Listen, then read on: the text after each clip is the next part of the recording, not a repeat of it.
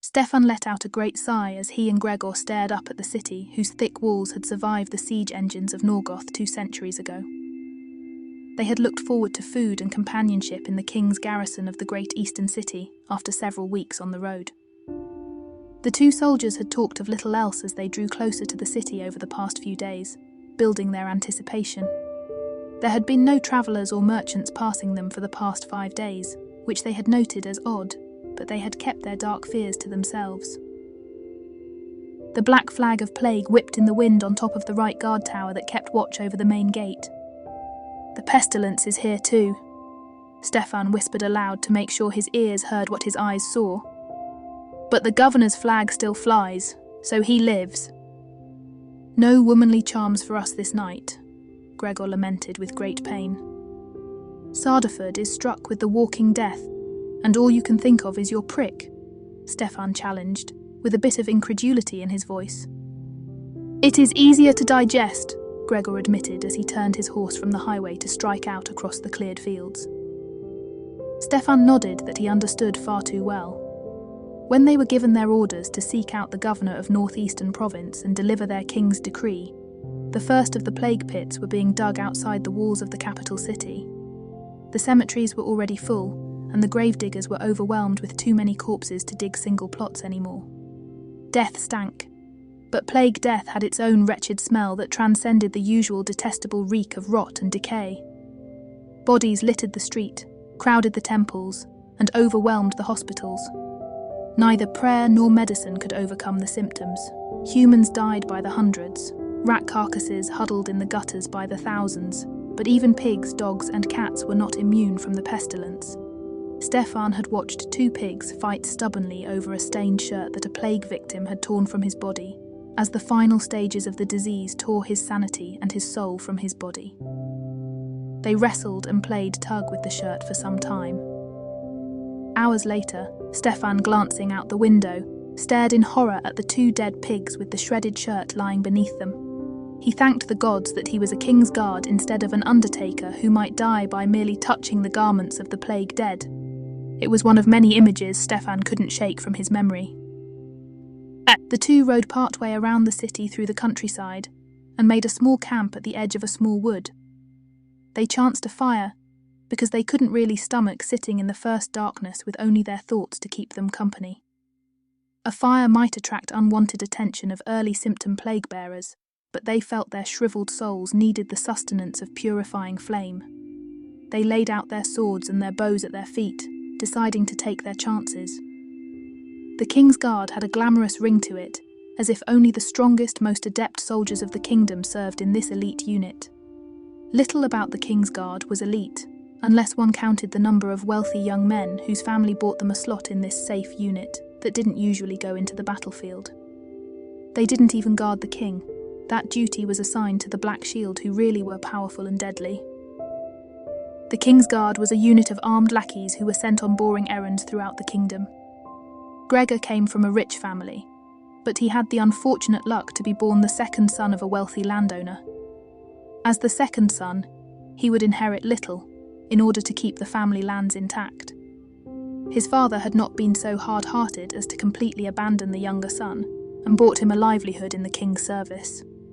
Still, Gregor was more than a bit bitter at his circumstance and greatly missed the sweeter benefits of living in a manor. Stefan was the oddball in the garrison of the King's Guard, for he came neither from wealth nor minor nobility. He had been sent to the temple schools to be raised for the priesthood, a common practice among the larger families out in the provinces. He had been more than smart enough to pass exams, but had no desire to truly study and excel. However, he was the best on the field and in the training halls. In the trials of deprivation and survival that every initiate had to endure, Stefan thrived. His masters were disappointed in his lack of academic interests, but saw in him characteristics that could serve the temple well in the years to come. They eased him into a slot in the guard before he took his final vows.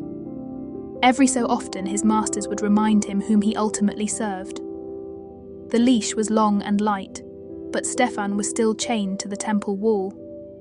He served 2 masters, with little room to maneuver.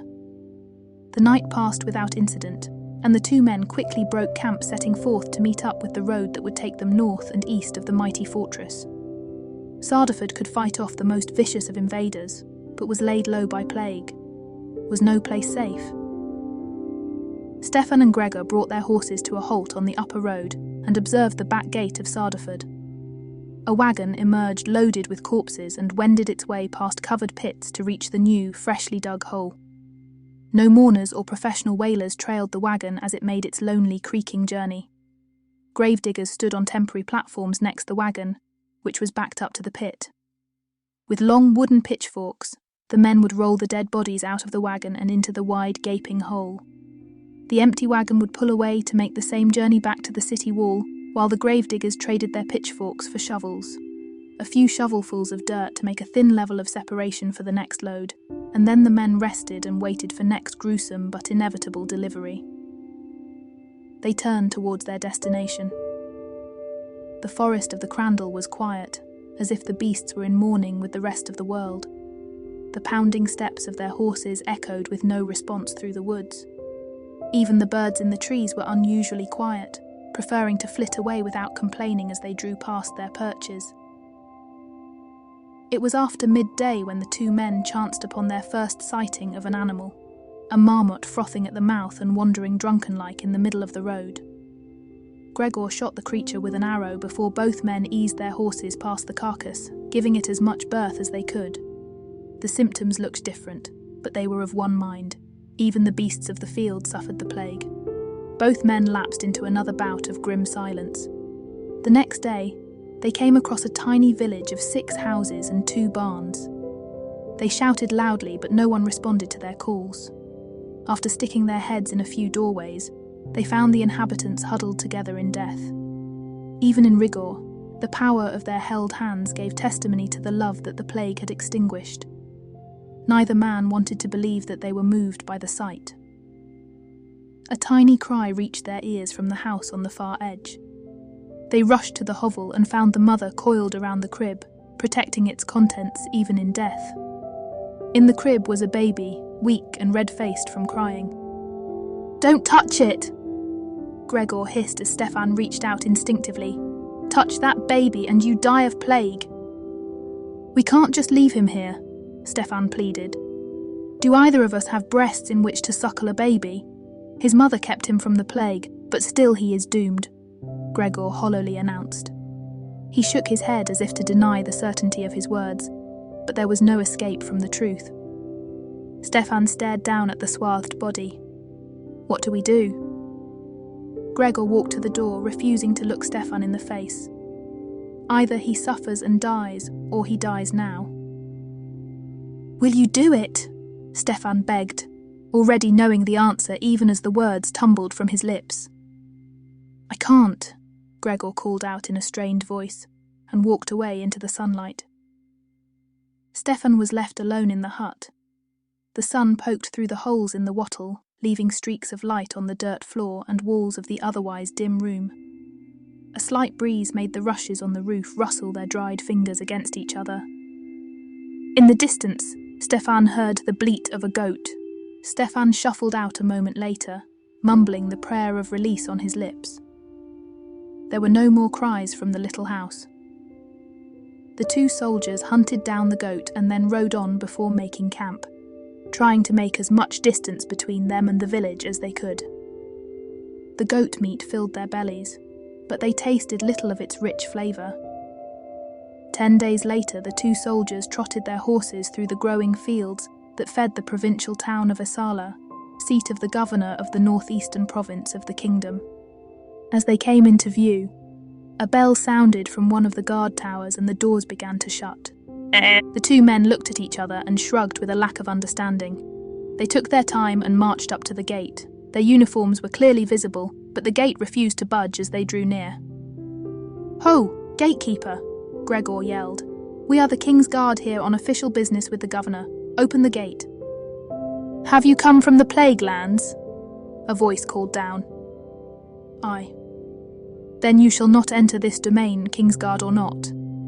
The plague has not penetrated these walls, and you shall not be the ones to bring it into our midst. Begone." Stefan was perturbed. "We are not infected with the plague, gatekeeper. We have no swellings on our bodies or disfigurements. Neither of us is coughing or spitting blood." An older female voice joined the gruff male from the tower. "You have no symptoms of the plague on you?" "None, my lady," Gregor confirmed. "Upon my honour as a soldier of the King's Guard, we are untouched." There was a murmur of voices as an argument ensued in the tower.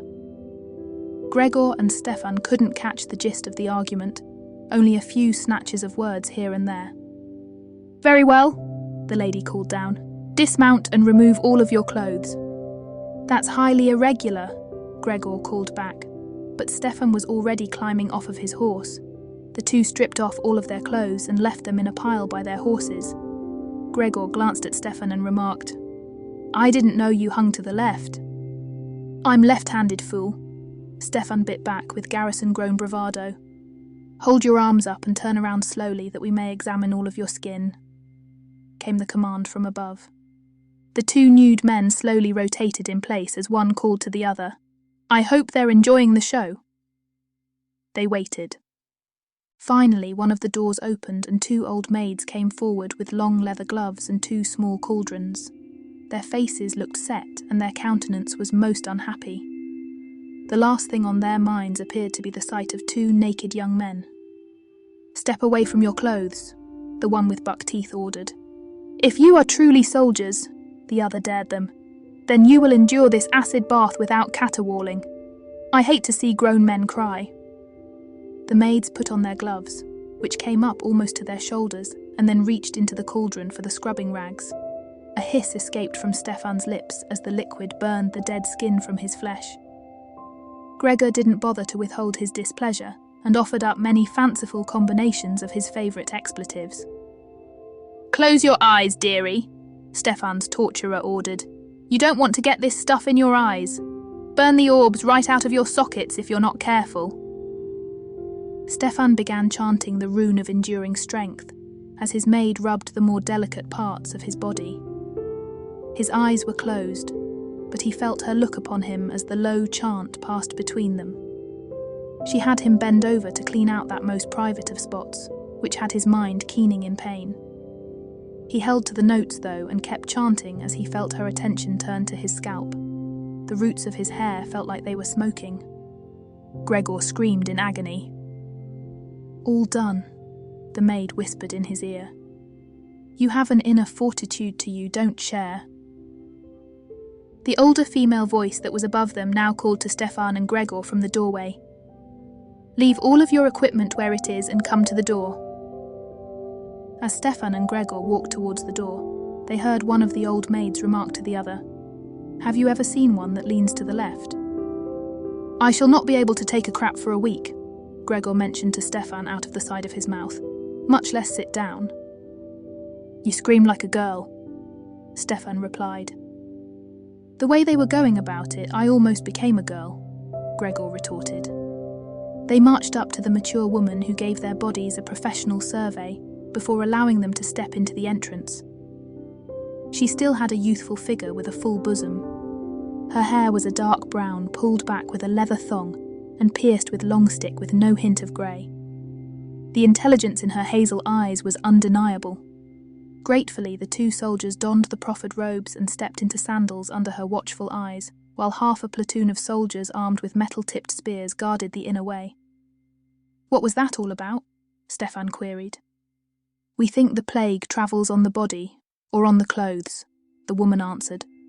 "The physicians say it is because of an evil alignment of the planets," Gregor responded. Stefan shook his head. "The priests say that it is the lack of true faith, and this is the punishment. I care not whether it is the gods, planets, or curses of our sworn enemies. The plague is carried by people and animals. Keep the vermin out, clean the people, and isolate the animals is the best defense." The woman slapped them with her sharp tongue. Her eyes flashed with a heat that puzzled Stefan and scratched his curiosity. They walked through town with their escort, ignoring the stares of the townspeople as they passed. While Stefan had no issue with the temporary loss of status that his uniform afforded, Gregor was fuming, his humiliation written on the furrows of his forehead. Like penitents before their master, the two soldiers came before the governor in their plain robes. Their skins were red and blotchy, and their scalps felt the pull of their hair, so brutal was their scrubbing.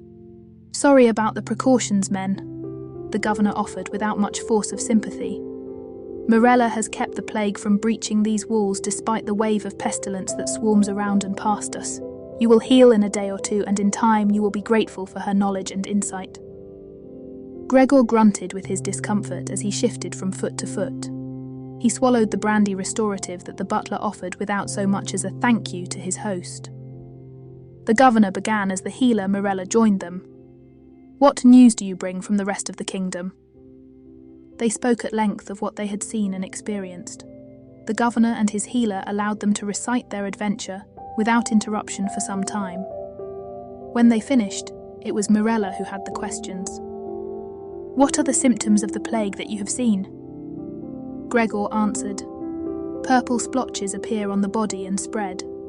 Their breath takes on the smell of death, and growths appear about the size of almonds under their arms, or around their groins, sometimes on their necks. Delirium gradually takes over. 3 days pass at most and the person dies." Stefan continued where his friend left off. "Another form is the coughing death. A person starts coughing from his lungs. Within hours he begins coughing blood. He vomits blood until he dies, maybe 3 days. The living ignore these plague bodies, leaving them where they lay, lest they come in contact with the poisoned blood." Stefan considered his next words and decided that truth was necessary. "There is a third form of the plague which I have seen with my own eyes, but there are never any survivors to talk of it. This form is very quick, and in less than a day a person dies. The limbs go stiff and then turn black. The body curls and coils about itself with a terrible rictus until the person dies. Most of the barbers in the capital city died in this manner, along with their clients, some of them still with the bleeding cups on their limbs." "The Black Death," the governor whispered in horror. "Besides humans, what else has been stricken with plague?" Morella pressed. "Rats, lots of rats," Gregor recollected with a nod of his head. Stefan told of the 2 pigs and the shirt. Then he remembered the marmot in the forest, which they had shot. "Did you say a marmot?" An incredulous Morella sputtered. "Yes, my lady," a bewildered Stefan confirmed. "Damnation!" The woman cursed and launched herself from the chair and out the door. 3 heads followed her unspoken tirade as she carried on into the hallway. Gregor and Stefan had no clue what to make of the woman's peculiar behaviour. Gregor, belated, remembered. "We have a sealed letter for you from King Gringolas, but we left it in my saddlebag. I suppose that we cannot retrieve it." "The contents can wait, I am sure," the governor burbled.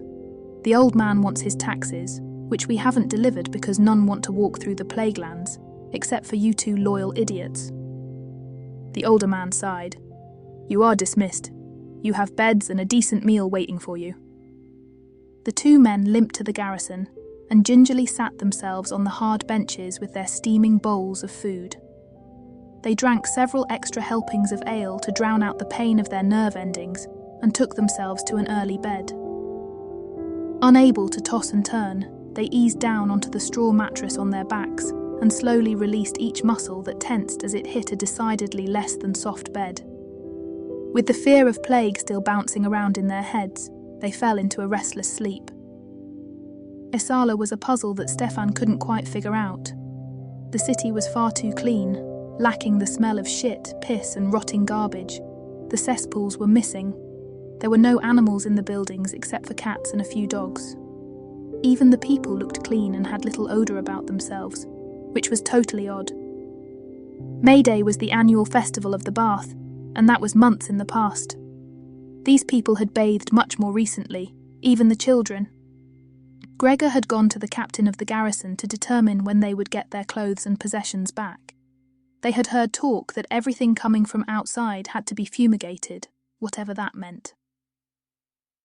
Gregor, being the senior member of the 2, had the obligation of figuring out whatever that meant. As Stefan made his way back to the garrison in hopes of snatching a midday meal, he felt a pinch on his bicep. He turned into the face of the old maid who had scrubbed him down yesterday. She looked up at him with a gaped tooth grin and motioned him to follow her with a little wiggle of her index finger. He followed down and around until they came abreast of the herbalist shop with its leaf and thistler sign that universally signalled all who cared that a practitioner of herbs had a shop.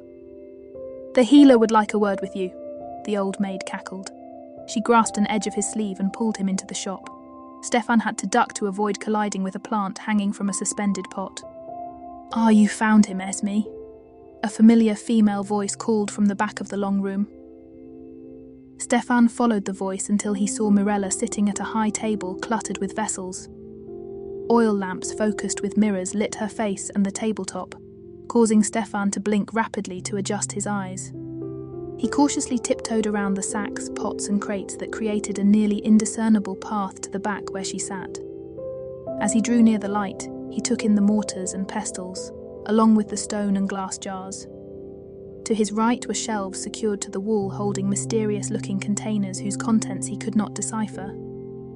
A slightly cloying scent of wildflowers filled the air.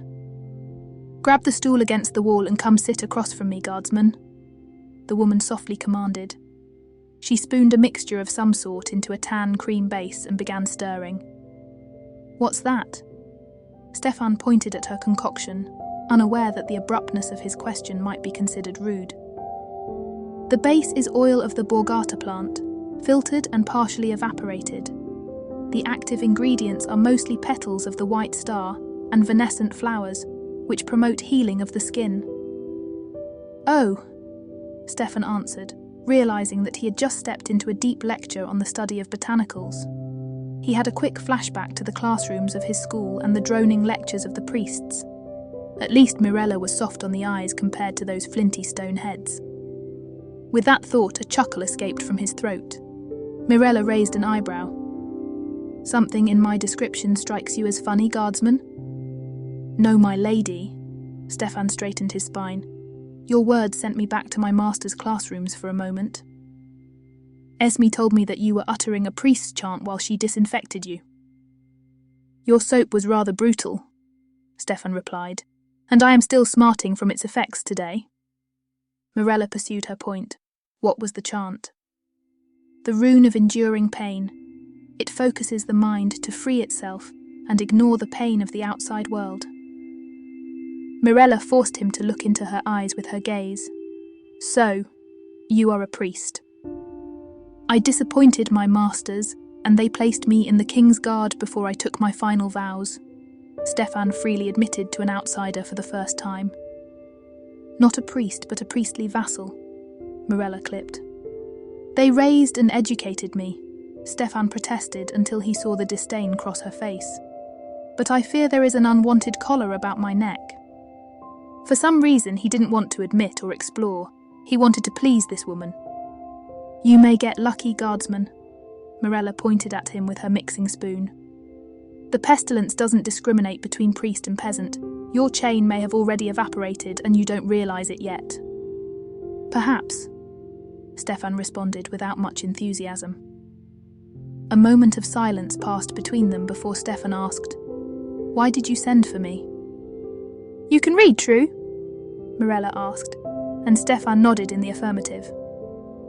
And Mirella put down her spoon and walked to one of the dark shelves, retrieving a small codex with a blackened, cracked leather cover.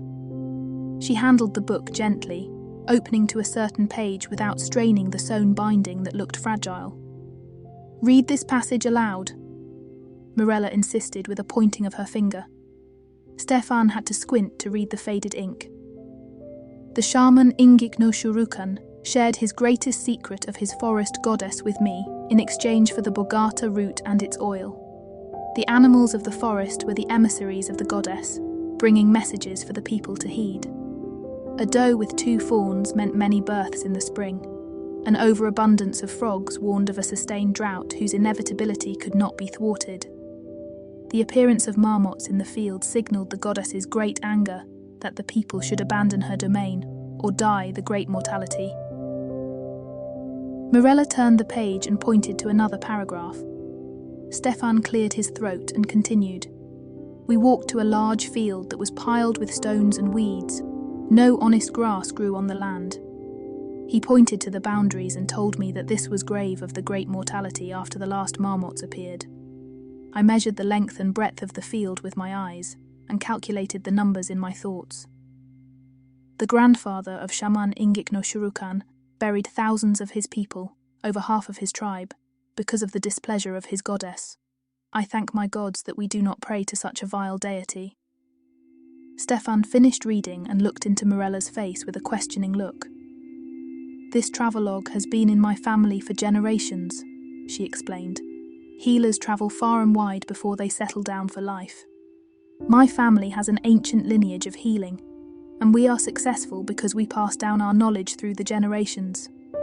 The writer was my grandfather, 4 times grand. Stefan whistled in reply. When I told you I saw a plague-stricken marmot on the road, you made the connection to this passage. We don't worship this forest goddess. Morella snorted. You have spent too much time in temple schools, and not enough time in the world.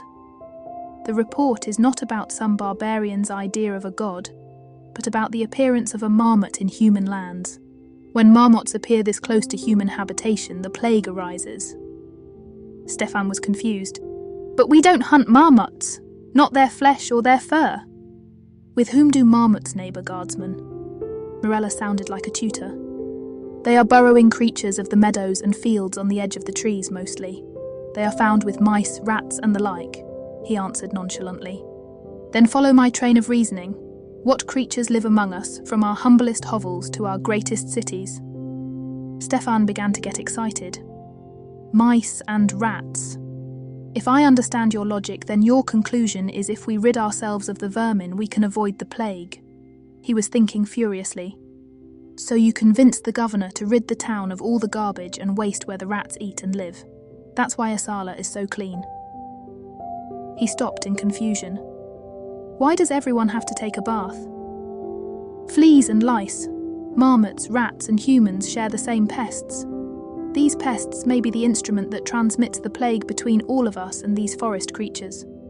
If we bathe our bodies and wash our clothes, we purge the pests from our midst. Stefan rocked back in his seat in shock. I've been taught since infancy that bathing is an act of vanity and removes a layer of protection between the evil vapours and the body. Does this bathing work? Morella smiled. Better than prayer and astrology so far. There is no plague in Isala, and for some reason, she paused with a deeper smile, there are no priests or physicians here either. Stefan laughed with her until he shifted too rapidly and rubbed his skin. He hissed in pain. Did everyone have to take the same murderous bath I did yesterday?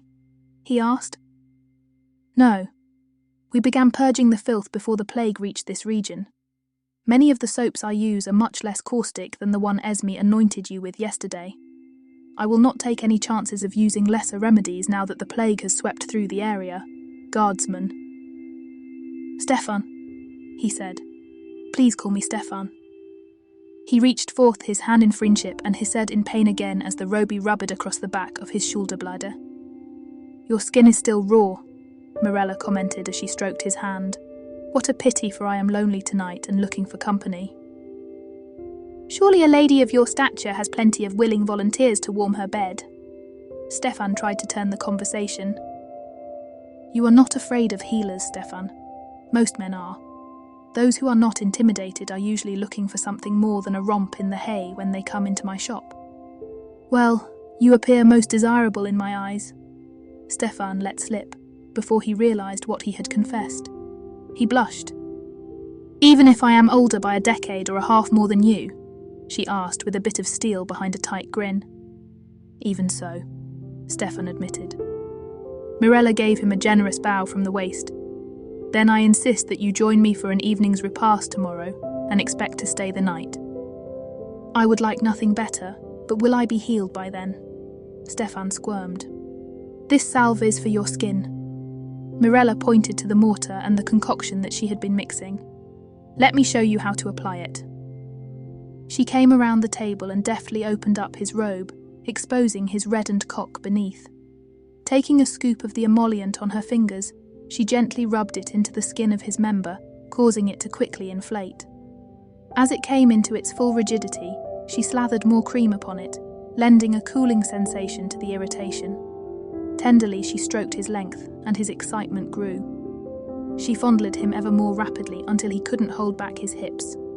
Stefan closed his eyes and tilted his head backwards as the urge release rapidly overwhelmed him. He felt Mirella shift position just before he cried out, and a torrent of ropey white fluid shot from his cock and into a bowl that Mirella was holding in her other hand. She answered his shock with a simple answer. There is no sense in letting it go to waste. Sperm is a prime ingredient in certain expensive cosmetics for aging skin, and it is not always easy to get. Someone has to pay for your medicinal ointment. A healer has to eat too. Stefan leaned forward and gave her a slow kiss on the lips, while her hand refused to let go of his deflating cock. He grabbed the stone bowl of ointment and stood up to straighten his robe. Disengaging himself from her intimate embrace, he broke into an easy smile of a man at peace for the moment. I'll return your mortar tomorrow when I come for dinner, he promised with another kiss on her lips. He threaded his way back through the shop and out the door. By the afternoon of the next day, both Gregor and Stefan were feeling a bit more of their old selves. Their clothes and boots had been returned, clean and fresh-smelling, even if the colours were a touch faded from the harsh chemicals used to purge any pests. The ointment was akin to an overnight miracle, and both men were able to move freely in their clothes without raw, exposed nerves, crying out with every awkward movement. True to form, Gregor had already located the best brothel in the town, with a fairly precise description of the most enticing wenches. He was momentarily disappointed when Stefan explained his plans for the evening at the home of the healer. However, Gregor's fleeting displeasure was replaced by a target of opportunity: Stefan's new infatuation with an older woman. You can't resist a woman who orders your near emasculation, Gregor mused aloud. I guess that she has taken a hold of your balls and not let go since the front gate. Gregor continued to speculate. You must really enjoy those mammaries that hang down to the knees. Something to hang on to, I imagine. And so on. Stefan blithely ignored the jabs as they wandered the streets trying to entertain themselves. Between the taunts, Gregor latched onto a simple plan of walking into the best tavern in town and letting the townsfolk buy them tankards of ale in exchange for their tales of the kingdom under the heavy hand of the plague. The local ale was dark and bitter, a far different brew than the pale ale of the central plains of the capital. It was stronger too, and Stefan had to push back from the table sooner than he expected. He didn't want to so snockered as to endanger the anticipated pleasures of the evening. From past escapades, he knew that Gregor wouldn't stop until he had fallen into a naked stupor in some whore's bed, preferably one with blonde tresses. Even if he had desired the same, Gregor drank as if he had a hollow leg and had put many a professional tavern man to shame. Next to him, Stefan was a novice. When Gregor began to embellish some of their sightings, Stefan quietly brought his companion back to the reality of their adventures. He had a niggling fear that if they scared the populace too thoroughly, the governor might not let them out of the gate to return. Besides, what they had seen was enough to provoke nightmares and protests of disbelief. With his need for drunken companionship eminently fulfilled by mid-afternoon, Stefan abandoned the warm confines of the tavern for the streets. Market day was tomorrow, and Stefan had no use for established shops or their wares. He had been placed in the king's guard with the usual parsimonious nature of the priests, and lived off of a soldier's salary. Gregor always had more crowns than him, while Stefan had more pennies. Stefan wasn't jealous, but there was certainly a hint of envy in the easy ways of his companion in the city. An antiquarian shop drew his attention anyways, and inside he found a genial man whose thin frame was offset by a huge grey beard that burst around his face. Stefan gazed at the 100 or so books that lined the shop at the back of thick tables. The existence of the shop was a curiosity in and of itself, but the collection of so many books only deepened his curiosity.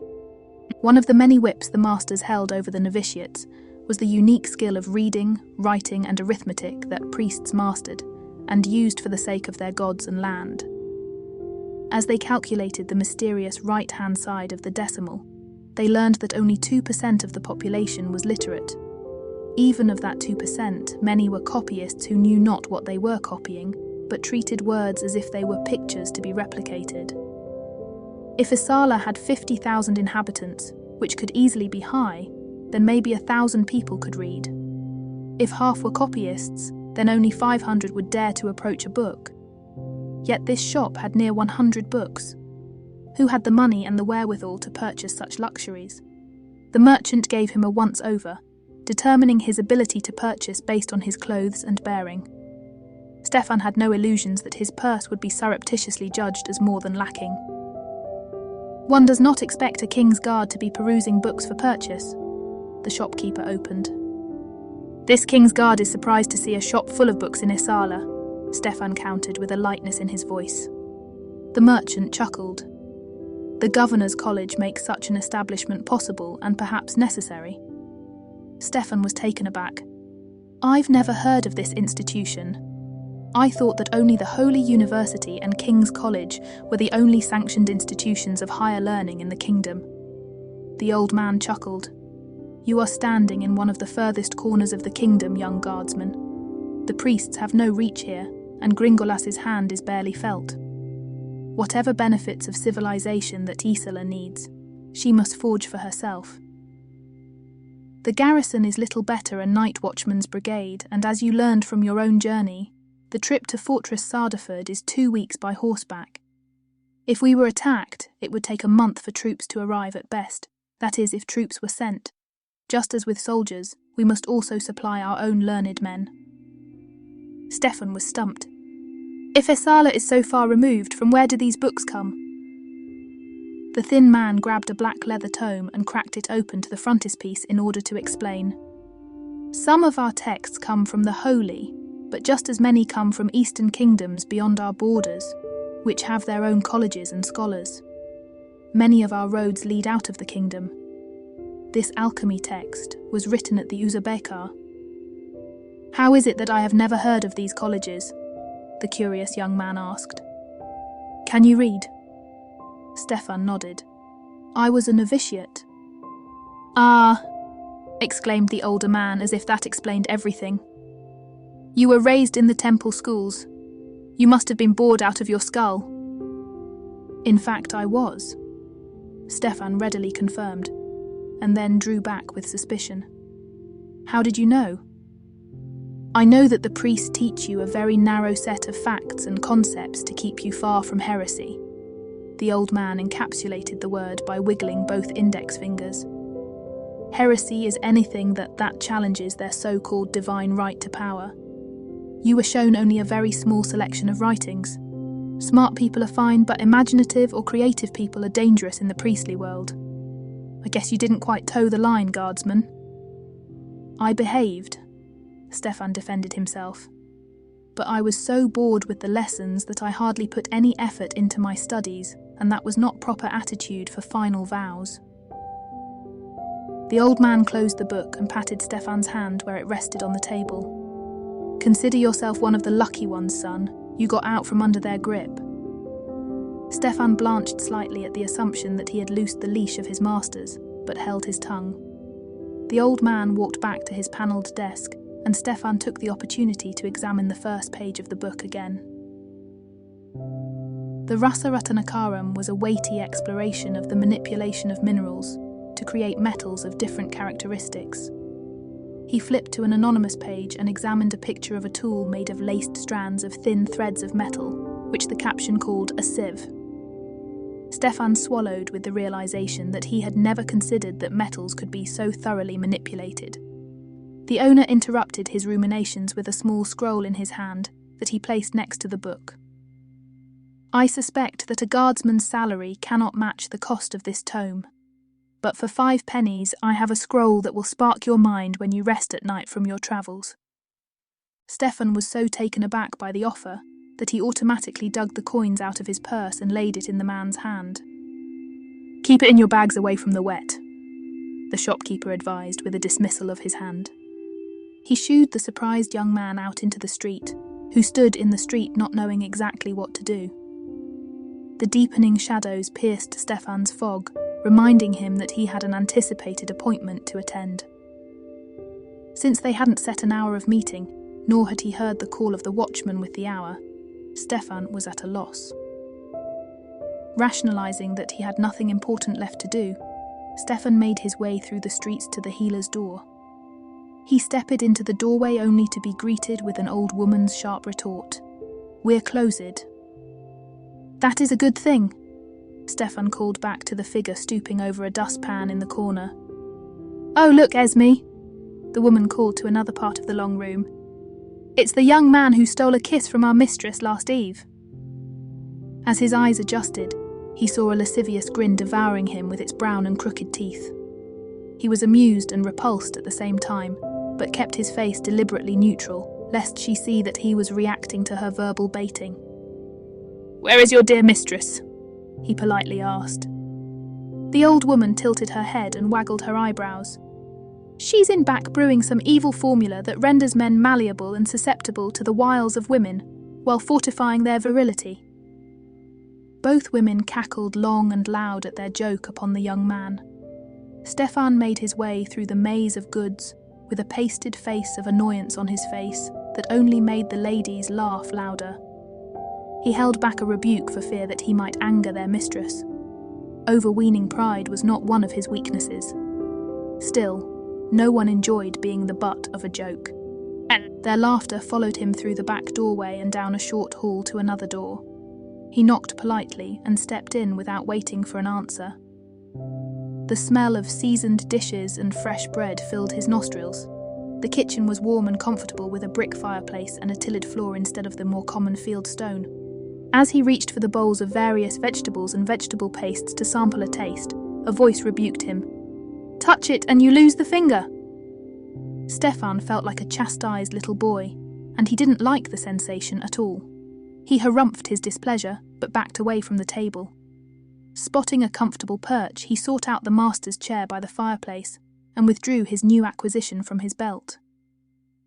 The scroll had been twined around a smoothed piece of wood, preventing the thick vellum from being creased or crushed. He read the title, "Perambulations of Planetary Bodies and Their Calculus," and scratched his head with incomprehension. His dismay grew as he unfurled the scroll and scanned the thick paragraphs interspersed with long mathematical equations. He stopped a moment to examine one equation a little closer and realized that the equation was an algebraic equation. Algebra frustrated him. He had told all of his friends in class that he hated the subject, knowing full well he was telling a lie. When he understood it, he loved the subject, but when he couldn't solve the problem, the aggravation sent his quill sailing like a dart onto the floor in front of his feet. When the ink soaked up all of the dirt on the floor, making a gooey mess on the tip of his quill, his anxiety only ratcheted up. Algebra, pfft. A soft hand caressed the side of Stefan's neck, running up to tickle the ridge of his ear.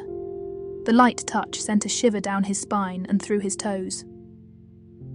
"What are you reading?" a soft feminine voice whispered in his ear. "The shopkeeper at the antiquarian store pushed his scroll on me after he learned that I studied in the priest schools," Stefan answered, wanting to feel more shivers down his back. When Mirella read the title of his scroll, she let out a deep chuckle that caused her breasts to rub the back of his head. "So, Pomodoro wants to make a heretic out of you before you reach the capital. You had better be careful, young guardsman," she softly cautioned him, with a finger tracing the bumps and ridges of the inside of his other ear. "Careful of what?" Stefan whispered as he closed his eyes in delicious reverie. "That scroll will turn your world upside down, literally. If you master that text, so powerful are its teachings that you will find yourself walking in a new world, even though the same sun is overhead." Stefan leaned back and two sets of fingers clasped his earlobes and softly rubbed him into submission. "Is that a bad thing?" The fingers released him, but Stefan kept his eyes closed. A heartbeat later, a pair of lips brushed his in a gentle kiss. "Is this a bad thing?" the lips murmured. "Not at all." His lips returned as he sought out another kiss, not realizing that she never answered his question in any direct manner. "Stefan!" the voice called, and he opened his eyes. Her hair was free and flowing down her back. He breathed deeply and smelled honeyed rose on her skin. That was an appetizer meant to awaken your senses. I have much more planned for you tonight. First, we fill your belly to fortify your body, and then we can return to our games. Morella had belted her dress, showing off her waist and accentuating the pull of her fabric over her breasts, which were quite full. He grabbed her hips and pulled her down into his lap despite her protests. One more kiss, he demanded, and I will gladly break bread with you. She raised her eyebrows. Just one more kiss? She latched onto his lips and, much to his surprise, pressed her tongue until he opened wide. He began an enticing dance that no wench had ever offered before, as their tongues duelled for supremacy at the point of their embrace. His cock unfurled and came to its full strength beneath her. She wiggled her hips, teasing him as she continued to tease the tip of his tongue. She broke their embrace with a smile. You promised just one kiss. You have inflamed me beyond anything that I have ever known, and you want to stop. He was almost panting. Stefan, I promise you all of me this evening and more. You must learn that anticipation is part of the seduction of a willing partner. Let me up now, and I swear to you an evening you will never forget all of your born days. Stefan searched her eyes to determine just how serious Morella was, and his eyes widened at her playful wink. I will hold you to your oath, my lady. Oh, I hope you will, young guardsman. I hope you will. She giggled as she pulled herself up and made for the table. She reached for 2 glasses and a pitcher. Even in the light of the oil lamp, Stefan could see the rich red colour of the wine swirling into the glass. Morella then broke a loaf of bread and gave him half, letting him smell the nuts and berries she had baked into the dough. Finally, she moved over the bowls of pastes and vegetables and bade him to eat. Stefan tore off a chunk of bread and dipped into the bowls. One was spicy and the other was flavourful, but bitter. When the meal felt thick in his throat, the wine washed it away when he swallowed. He finished up his meal, chewing on crunchy roots while staring at his dining companion with a foolish look on his face. Should I make you wait while I wash the dishes? She teased as she took a last swallow of wine. I can barely hold myself to the stool, Stefan admitted. Morella laughed gaily at his honesty and laid her hand on top of his. I can barely contain myself as well. Take me to bed, Stefan. He came around and scooped her up in his arms and carried her to her sleeping room. Her mattress was stuffed with goodly material, and a scent of herbs blossomed when he laid her down upon it. He shook his head in surprise. He raced to undo his belt and trousers when her hand stayed him. Silently, she undid his clasp and buttons and pulled down his clothes to his ankles. You are circumcised yet sent to the priesthood, Morella announced with scientific curiosity as she grasped it by the root. The best midwife in our province was a Delutian woman who insisted that all boys she delivered be circumcised. My parents gladly traded a piece of skin for a safe birth. Where I come from, circumcision is common. His full erection bobbed in front of her, and she playfully teased it with her tongue, batting it to and fro. She sucked in the crown and rolled it around her tongue again. It's pretty too. She tugged on his shirt and jacket. Taking the hint, Stefan removed the garments and let them fall behind him. She pulled him to the bed and settled him on his back. Morella reached behind her to undo her belt and ties, when Stefan offered to return the favour of undressing her. No, thank you, Morella declined. Men are blessed with thick, clumsy fingers, and I have no desire to reach into the sewing basket before I can go out in the morning. Her breasts hung like twin pendulums in the moonlight, heavy and full of promise. Her hips were generous, and the curls of hair between her thighs hinted at the joys that he would discover there. She lay on top of him, with his erection pressing into her belly. She sensuously rubbed her breasts and belly into his chest until she had brought her lips to his ear. Now you are going to learn what 2 people can do with clean bodies, she husked. She nibbled on his collarbones. She trailed her tongue down to his nipples and teased them with its tip. With a trail of saliva cooling on his skin, Morella dived into his belly button and tickled him until he tried to squirm away from the sweet torture. His hip bone was her next target. "Please," he pleaded, not knowing how to ask for more. Morella gave him a wicked smile and reached between his legs to gently grasp his sack. Stefan spread his legs wider to give her more room. She caressed his balls with her thumb while she dimpled his thigh with kisses. Stefan moaned with frustration until finally she moved to his cock and licked its underside from the bottom to the top. "Ye gods have mercy," Stefan begged, quoting from a famous tavern song, and Morella took pity. She slurped his erection into her mouth with great fanfare and grasped the base of his cock. With a tender bobbing of her head and twirling of her tongue, Stefan's eyes bulged as the need to release escalated deep in the base of his groin.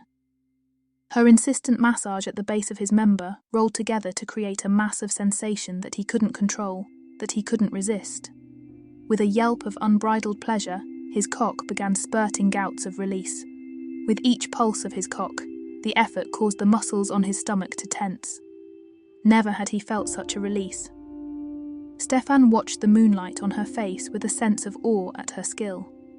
Her eyes flashed in the reflected light as she pulled herself forward on her arms and rubbed her breasts around his wilting cock.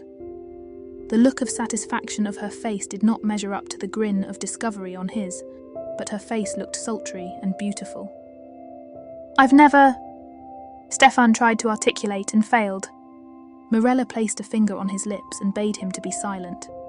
She soon crawled back to face him, and he pulled her down into a kiss. He wondered about the taste of his seed on her lips, but that didn't stop him.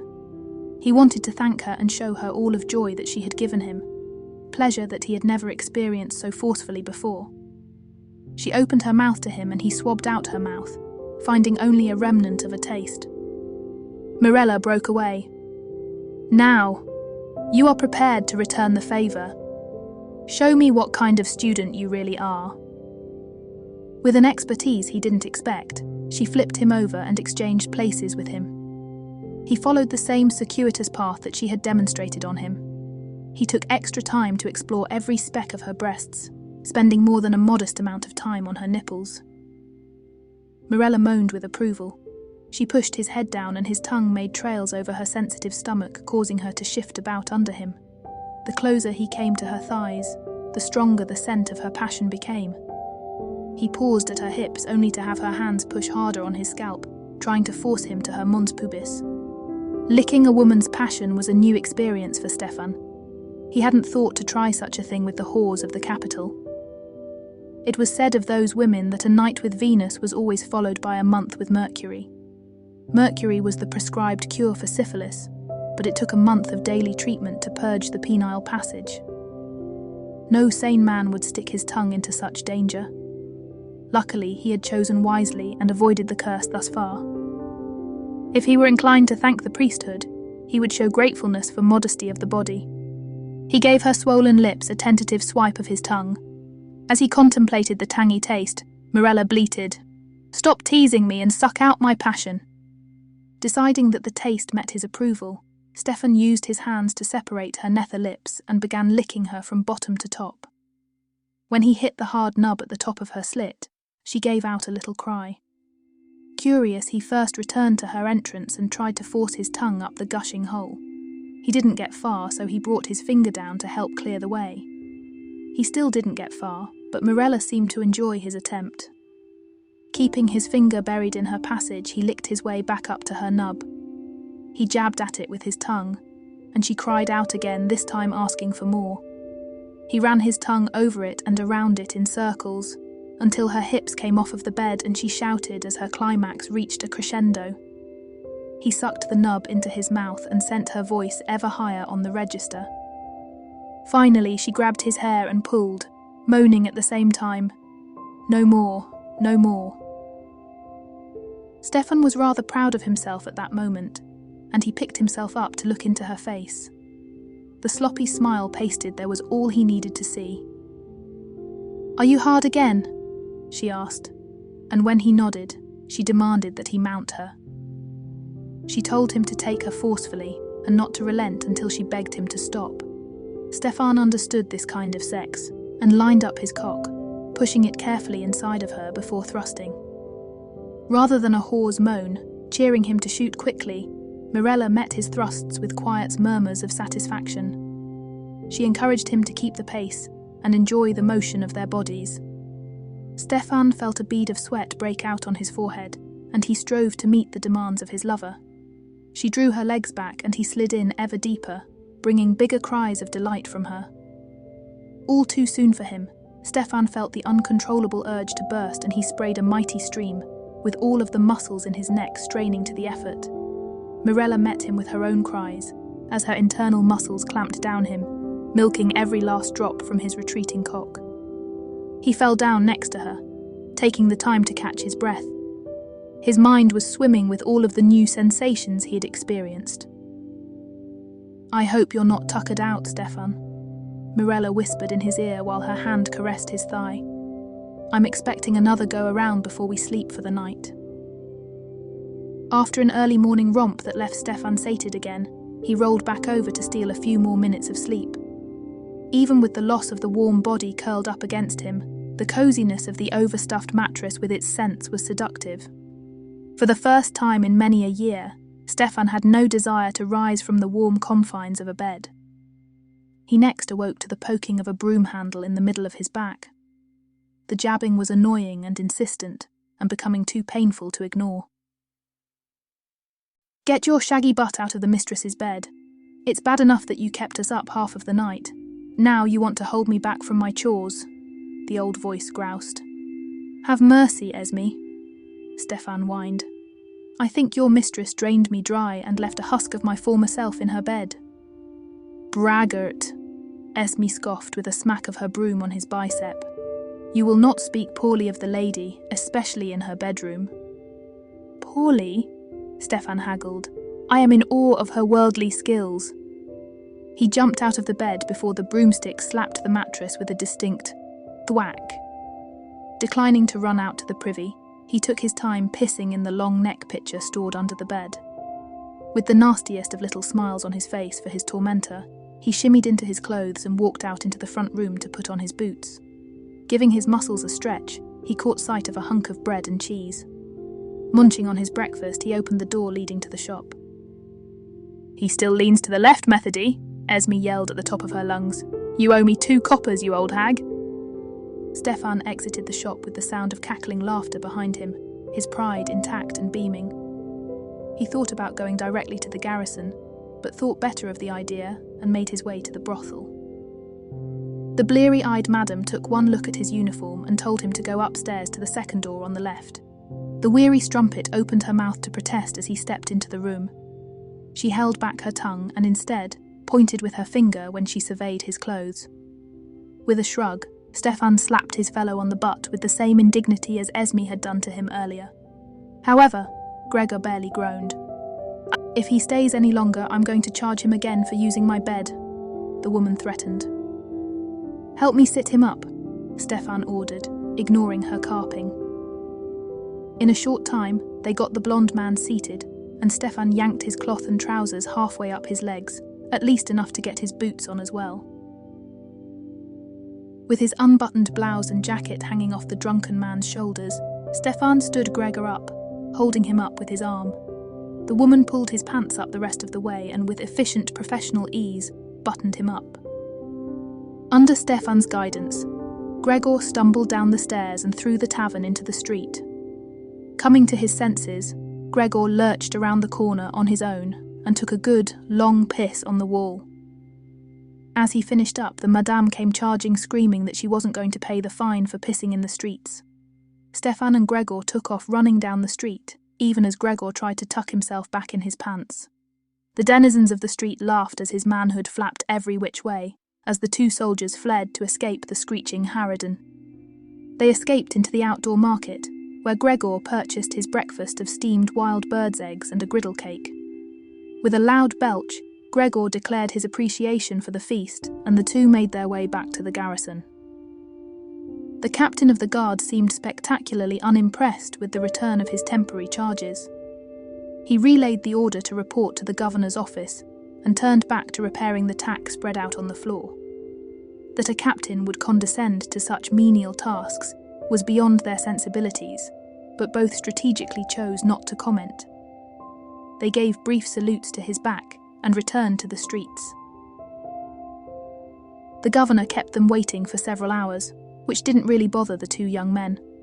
In the hallways of power and prestige, everyone kept the king's guard waiting, and the governor was demonstrating that he was no different. Only the peasants leapt when the guard approached. One of Gregor's many resources was his dice carved from a cow's hip bone. The men kept themselves suitably entertained until the secretary came out into the hall to summon them. Stefan was actually up a couple of coppers, not that they paid their debts off to one another. They ignored the look of disdain on the man's face and followed him to the governor's doors. The lord informed them that they would be returning to the capital with a down payment of estimated taxes for the king's treasury.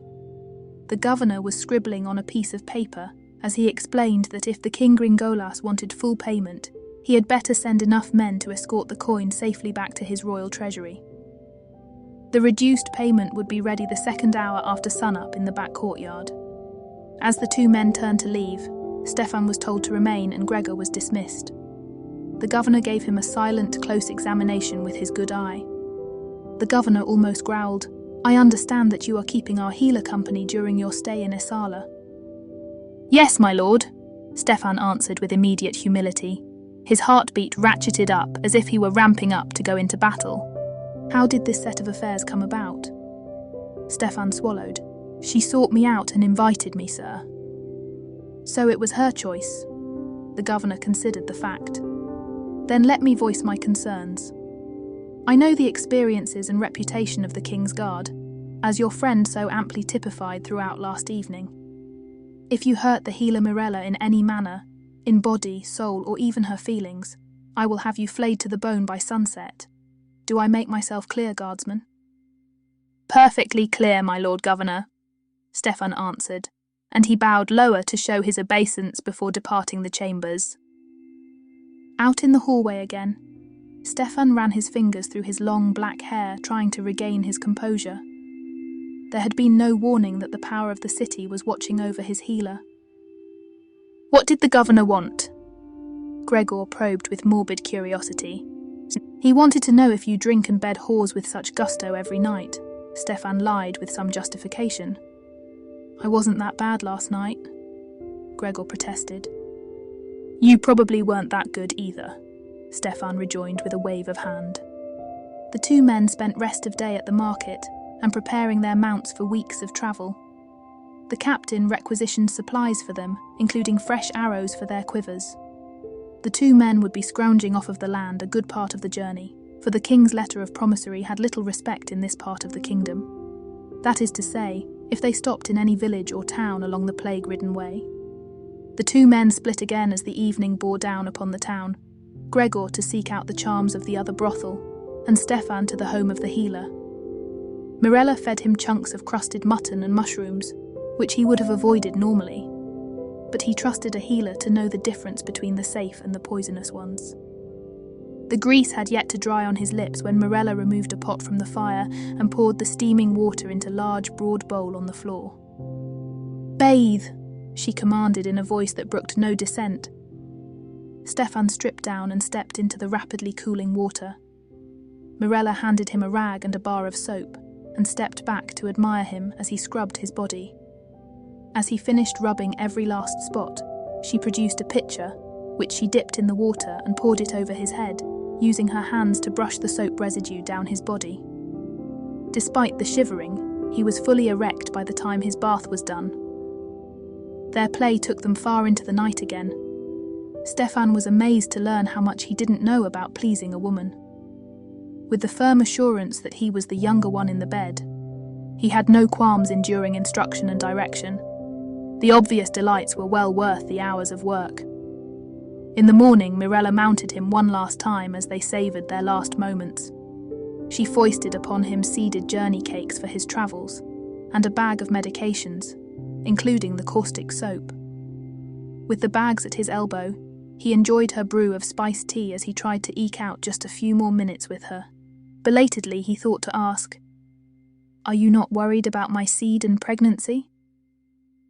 A little late to ask, don't you think?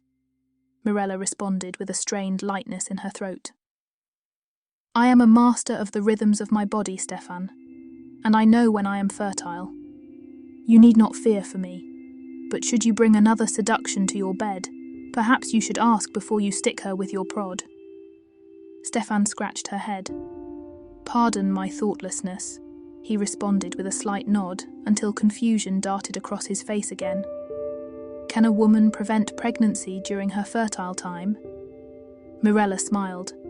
The best is a thin membrane of sea sponge soaked in an astringent, like a weak vinegar or hamamelis water.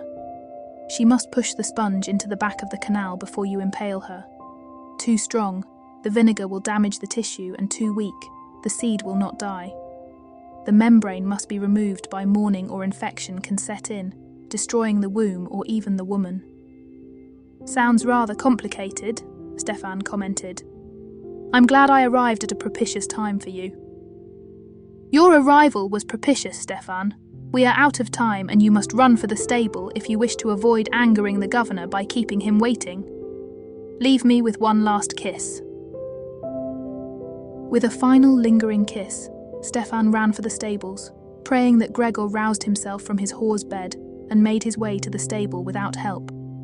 He tramped into the stable to find Gregor sitting on his saddle with a smug look on his face. The black circles around his eyes made it plain that the man had struggled to win the first competition of the day. Ah, the great healer finally relinquished her grasp on your testicles, Gregor poked. Ah, how poorly you comprehend, my addled friend. It took me hours to convince her to relax her lusty grip on my manhood, so taken was she, Stefan bragged. They made their way to the governor's private yard to collect His Majesty's coin. Much to both men's surprise, Mirella joined the small company of men, which included the governor, his exchequer, and a couple of thick-necked soldiers. The two men split the coins between their saddlebags, and Gregor stowed the official letter in his gear. With a final farewell, the two men trotted out of the courtyard and towards the front gate. When the governor's gate was closed, he turned to Mirella. Well, that was an interesting visit. Perhaps you can enlighten me as to your choice of bedmate. Mirella smiled.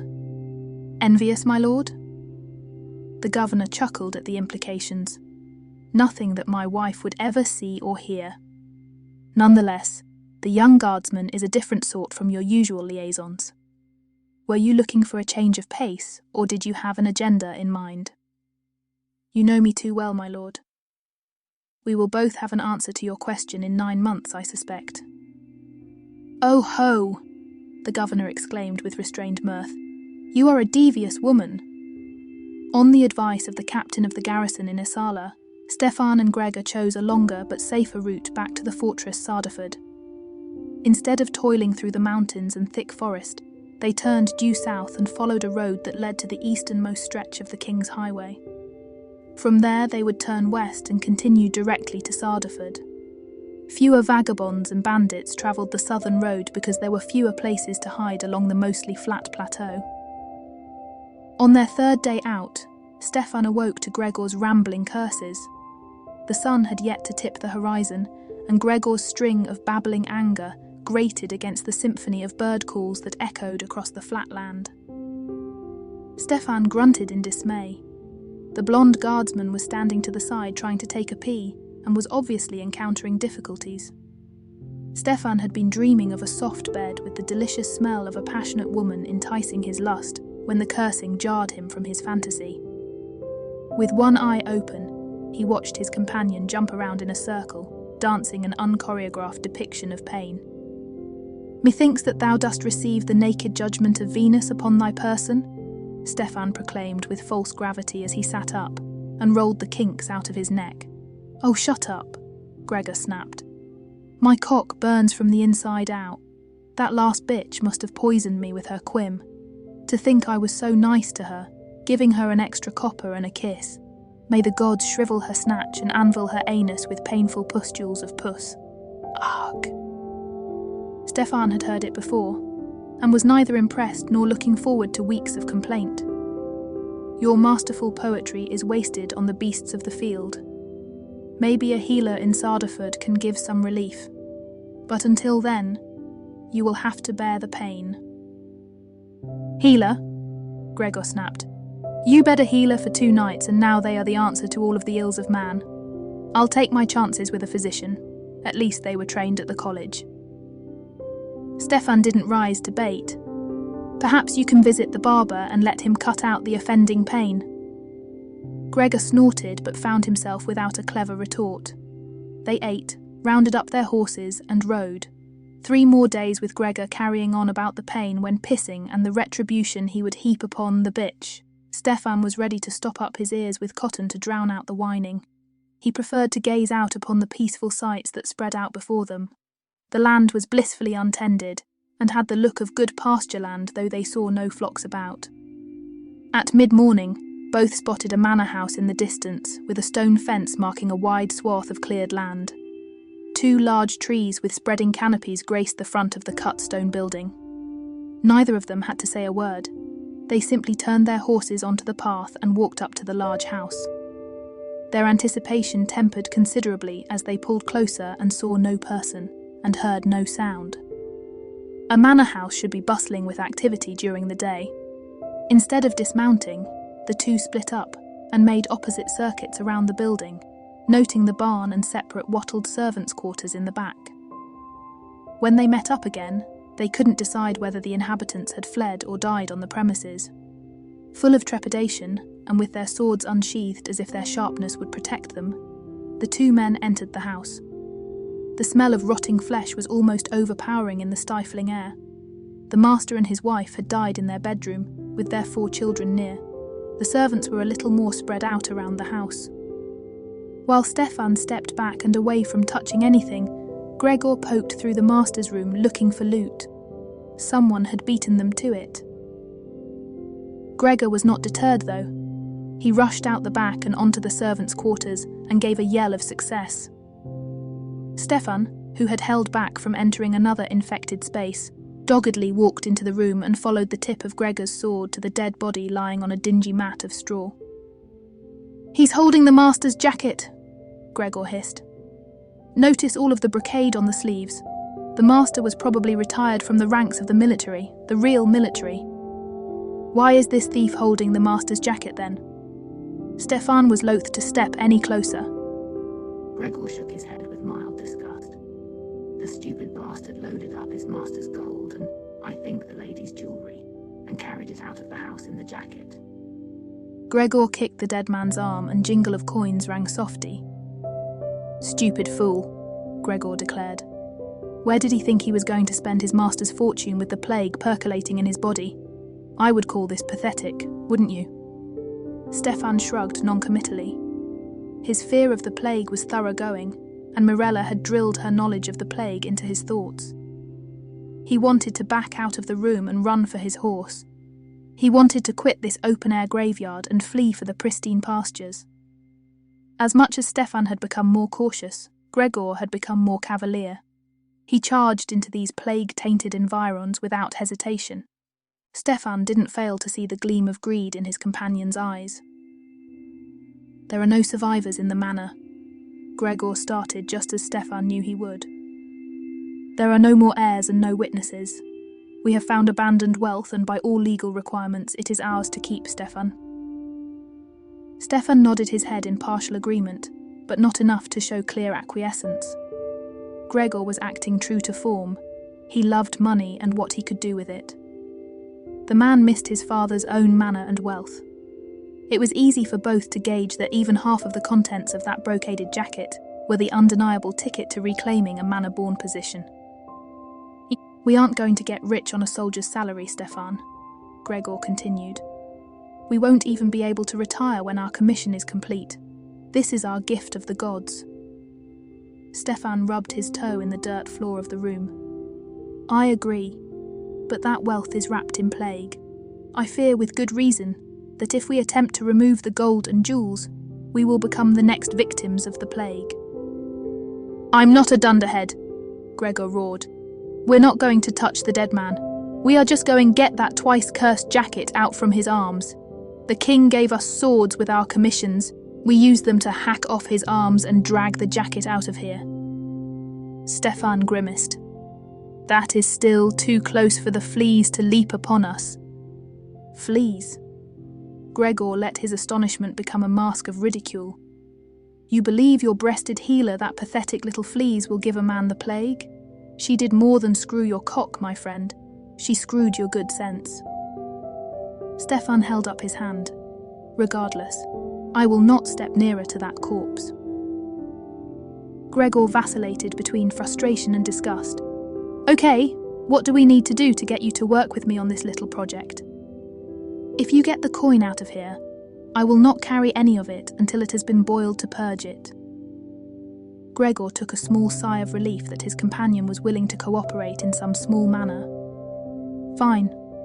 I will do the dirty work of getting the coin out of here, while you get a small fire going and a pot of water, but I get 2/3 for doing the dangerous work. Stefan nodded, wishing that Gregor would just leave the coin where it lay. But the stubborn intent was obvious. Gregor would not be swayed. I agree without reservation, Gregor. I'll meet you across the way. Stefan turned, and as he stepped back into the sunlight, the rasp of a sword leaving its sheath reached his ears. He practically ran to escape the imaginary cloud of pestilence that billowed in the servants' room. He started a fire and brought a clean pot from the kitchen, filling it with water from the creek behind the barn. By the time he returned, Gregor was dragging the jacket with his sword, keeping well clear of the infected fabric. Well, at least you didn't touch the jacket, Stefan complimented. He stared at the blood and gore that stained the brocade from Gregor's hacking of the limbs. Leave it there, Gregor, far away from where we are going to sit and wait for the water to heat. I'm going to the barn to find a shovel. In the meantime, why don't you go to the creek and wash yourself with some of the soap we brought from Esala? Bah! I'm not going to scald my skin again. You might as well invoke incantations and sprinkle fairy dust on me. Gregor blustered. Sitting to watch water boil was not an option after all. They left their prize in the dust near the fire and took up their bows to hunt down dinner. They didn't travel far when they found one of the sheep flocks behind a copse of trees, waiting for their shepherd to take them home. The idea of dinner was nearly overpowering as the two men guided the flock back to the manor house, through the back gate. Gregor had little qualms choosing a yearling lamb and separating it from its mother, but he was squeamish at its slaughter. Stefan stepped up and had Gregor hold the lamb's legs while he reached under the head of the lamb from behind and sliced through the veins and arteries underneath the neck. Stefan was fast and efficient, using only one cut to kill. A dangling rope in the barn was clearly for hoisting an animal. After helping Stefan secure the carcass to be gutted and dressed, Gregor strolled out of the barn, leaving his companion to do the rest of the bloody work. Stefan took his time, gutting and cleaning out the entrails quickly, but carefully separating the skin from the carcass in case they had time to cure their latest find. Lamb skin was worth more than a few coppers. By the time he had emerged from the barn with a leg of lamb, Gregor had already poured the golden gems into the pot. Stefan hoped that his friend had used the shovel and not tried to touch the jacket. He wasn't sure, and he wasn't going to chance another diatribe against Morella by asking. They pulled wood from the woodpile, and using a burning brand under the pot, lit a second fire for roasting the lamb. Stefan used the shovel and tossed the discarded jacket on the new flames, enjoying a bit of relief when the threads finally burst into flame with a crackling sound. Good idea, Gregor concurred. The jacket will speed up the fire for cooking. Stefan just shook head as he returned to the barn for the spitting apparatus he had noticed on his way out of the building. Without prompting, Gregor returned to the house and retrieved a sack of granulated salt from the salt box. Another indication of the wealth of the former owner. Only when the jacket was reduced to ember did Stefan set up the spit and begin roasting the salt-crusted meat. The sun was still up when they were able to slice of the outer layer of meat for their meal. The two mean gorged themselves on the civilized meal, more than happy to trade the gamey taste of hare for sweet lamb. They belched and farted, showing their obvious pleasure in the meal. Stefan walked over to the pot of gold as he humorously labelled it, to glance at the contents. A brown scum had formed around the edge of the pot that looked decidedly unhealthy. He shuddered involuntarily, but kept his thoughts to himself. Instead, he walked into the barn and lit the oil lamp with its reflecting lid. He quickly located the barrel with the tanning solution, which he could have found by smell alone. The chemical smell felt like it was melting the hair inside his nostrils. Laying out the skin on the standing rack, he used the long tanning gloves and rags to smear the skin with the first glaze of tanning acid, meant to seal the skin against drying out and cracking. The lamp began to sputter out, and Stefan stepped out to the twilight to fix his bed for the night. He camped near the spit, which he meant to keep warm through the night, so that they could eat from the leg in the morning. If the night was cool enough, the drying carcass in the barn would taste good tomorrow. He slept, but his dreams were full of fear and portent. The swelling fear at a growing cloud of blackness that came over the horizon and sucked the colour out of the trees and grasses had Stefan twisting in his blanket. Only the sounds of Gregor cursing in the early light broke through the nightmares. Only Gregor wasn't cursing about a painful piss. He was cursing between lung-deep coughs. At mid-morning, Gregor coughed up his first gout of blood. His forehead broke out in a fine sheen of sweat, and suddenly he was freezing from a coldness in his limbs. Stefan said little. He added a curing layer of tanning to his lambskin. He fetched water for his friend. He scraped the leftover carcass and lit the fire anew to roast the rest of the meat. He ignored the cooled pot. As Gregor lay on his pallet, coughing blood intermittently, Stefan came to know the true meaning of helplessness. Gregor cursed, moaned, and slept. Stefan would fetch water, but would not draw too near. At a loss, Stefan drew out his purchased scroll and began to read, staying near enough to keep an eye on his companion. As he delved into the first of the math equations, he grabbed a large twig and burnt its end to blackness, which he then used to write his scribbling on the margins of the paper. Despite the raging fear and impending loss, he found himself sucked into the arguments. The heavens moved both above and within his head. As the light began to fade, Stefan stirred up the ashes and added fresh wood to the flames. With his head clear of the disaster playing out on the other side of the fire pit, Stefan was free to examine the rending of this heart. Here lay his companion, his closest friend in the King's Guard, coughing up plague blood, and Stefan refused to draw near enough to give comfort. There was plenty about Gregor that Stefan was not particularly fond of, but the man had kept his king's oath and watched his back. Stefan remembered the tales of soldiers whose love for each other forged an inseparable bond of fealty and blood. Yet he felt none of that. No swords had clashed. No enemy had attempted to cleave them. They were well-dressed couriers. Stefan dragged his companion's butt out of trouble or the whorehouse time and again, not the other way around. He sighed. Stefan had warned him, had begged him to leave the coin. Gregor, as obstinate as the day is long, had refused to listen, scoffed at his knowledge, and ridiculed his fears. Gregor was dying because of his folly, and Stefan was not as moved as he should have been. Gregor seemed to want no pity, Stefan noted, and felt a bit of relief at that. Gregor would die within a day, and the world would be neither richer nor poorer for the loss. That thought troubled Stefan greatly. Even as the priests had pounded him with the lesson to serve and to serve more, the idea that a man could make a difference in some small way in the cosmos had wormed through long dry passages. In his heart of hearts, he believed that he, the failed novitiate and youngest member of the King's Guard, could do more than just serve. Gregor didn't believe such romantic nonsense. He never had. The cosmos.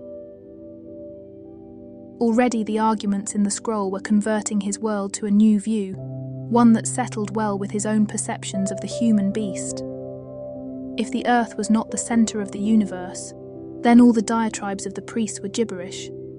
That thought brought a smile to his face. Gregor moaned, and Stefan poured the man a fresh cup of water. However, the man was too weak to even drink. Even though blood spattered Gregor's blonde whiskers, Stefan felt little compulsion to wipe the spittle from his friend's face. A specific anger simmered under the surface at Gregor's greed and impulsivity that had led to his oh-so-avoidable demise. Stefan looked at the darkening sky. The cosmos didn't give a damn. He sat back down and chewed the slow roasted meat without vigour. Sometime in the middle of the night, the coughing stopped and Stefan knew that the young man was dead, another statistic of the plague. He rolled back over and went to sleep. With first light, Stefan ran through the tasks quickly. He retrieved the lambskin, he packed up the roasted meat, and tethered Gregor's horse to his own. He poured out the water from the pot and loaded the coin and gems into his saddlebag. The gems were deep blue and recognisable as those favoured by the Norgoth. The master of the manor must have gained his position and fortune battling the kingdom's long-time enemy on their southeastern border. The coin contained mostly crowns and ducats, a fortune that Stefan had only seen in the tax shipments to the king. He didn't count his loot, and he found no pleasure in his booty. Stefan heaved another sigh mounting his horse, but he refused to look back at the body he left lying in the open. Plague also left scars on the living that human eyes couldn't see. It was just another scar of many for the horseman who slowly made his way down the lane. So shaken was Stefan that he forgot to recite the prayer of release for Gregor. The horse carried the man. Said man was out of his skull with shock and loss. He was aghast at how near to death's grip he had stood, mere inches, and how it had so nonchalantly claimed his friend. If the sky was blue or grey was of no concern, because its veil swirled about him without care or concern for the wits of a now lone man in a dying land. It is the end of the world, as the fat priest had declared from his altar. My comrade in arms is dead, Stefan's mind cried out in silent beats to the striking gait of horse hooves. Gregor was a stupid shit.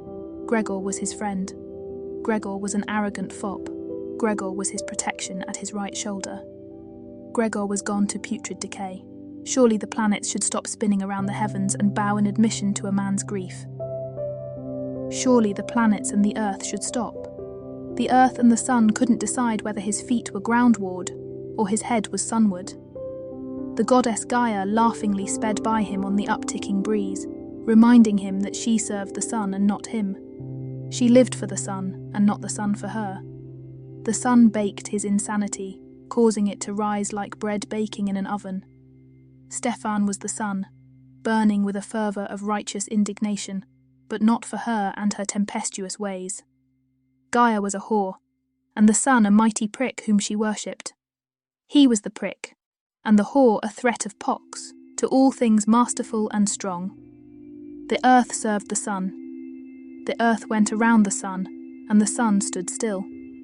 Gaia was a begging whore crawling on her knees at the feet of her master, seeking his mighty cock to pierce her. Yet Gregor, that bastard, had fucked the whore, and she had cursed him with death. He fucked the goddess, and he died. Gregor was the sun brought low to the horizon, and bled. Gregor was dead, and the earth went around the sun. Stefan's world of delusion collapsed with exhaustion, down to these two facts. The horse shuddered underneath him, shaking loose the reins that Stefan had held loosely in his hands. He slipped and halfway fell to the ground in the deepening twilight. He wondered if he had contracted the plague and the madness was descending upon him. He fell back into the grass and stone, letting darkness take away his consciousness. A horse nickered in his face with the earthy breath of a grass-feed stomach. Stefan moaned, trying to ease the stones that had become implanted in his back and side. His head pounded, which he found oddly comforting. The insanity had departed. He ate and drank. He prayed for the first time since leaving the temple schools. Taking pity on the horses, he moved their bits, saddles and bags, taking time to rub them down and letting them graze unfettered. At midday he rode. For 2 days more he rode in silence, putting great distance between himself and his dead friend. Late in the morning of the next day, Stefan drew close to a small farmstead. He had passed several in the last day or so, but he had refused to stop and investigate. If the farmers were alive, they were avoiding the lone traveller as well. This farmstead was different because from it a shout emerged, calling to him for help. Against his desires and want, Stefan paused. A young woman ran out of the sturdy wooden building and bolted towards him with tears streaming down her face. "Help me!" she hoarsely cried, and she collapsed upon her knees before his horse. "Help me!" Stefan was unmoved. "How may I be of service?" he asked in a formal, distant manner. "My family is dead. My mother, my father, my little brother are dead. Please help me bury them," she sobbed. "No," Stefan answered without further explanation. "I beg of you, sir. If you have shred of decency in you, you will help dig a proper grave." Stefan looked at the house, so much alike the house in which he was raised as a small child. A bit of his self-imposed armor cracked, and he allowed himself to speak. "You have survived the plague. If your family is in that house, you may not return unless you wish to die by the same fate."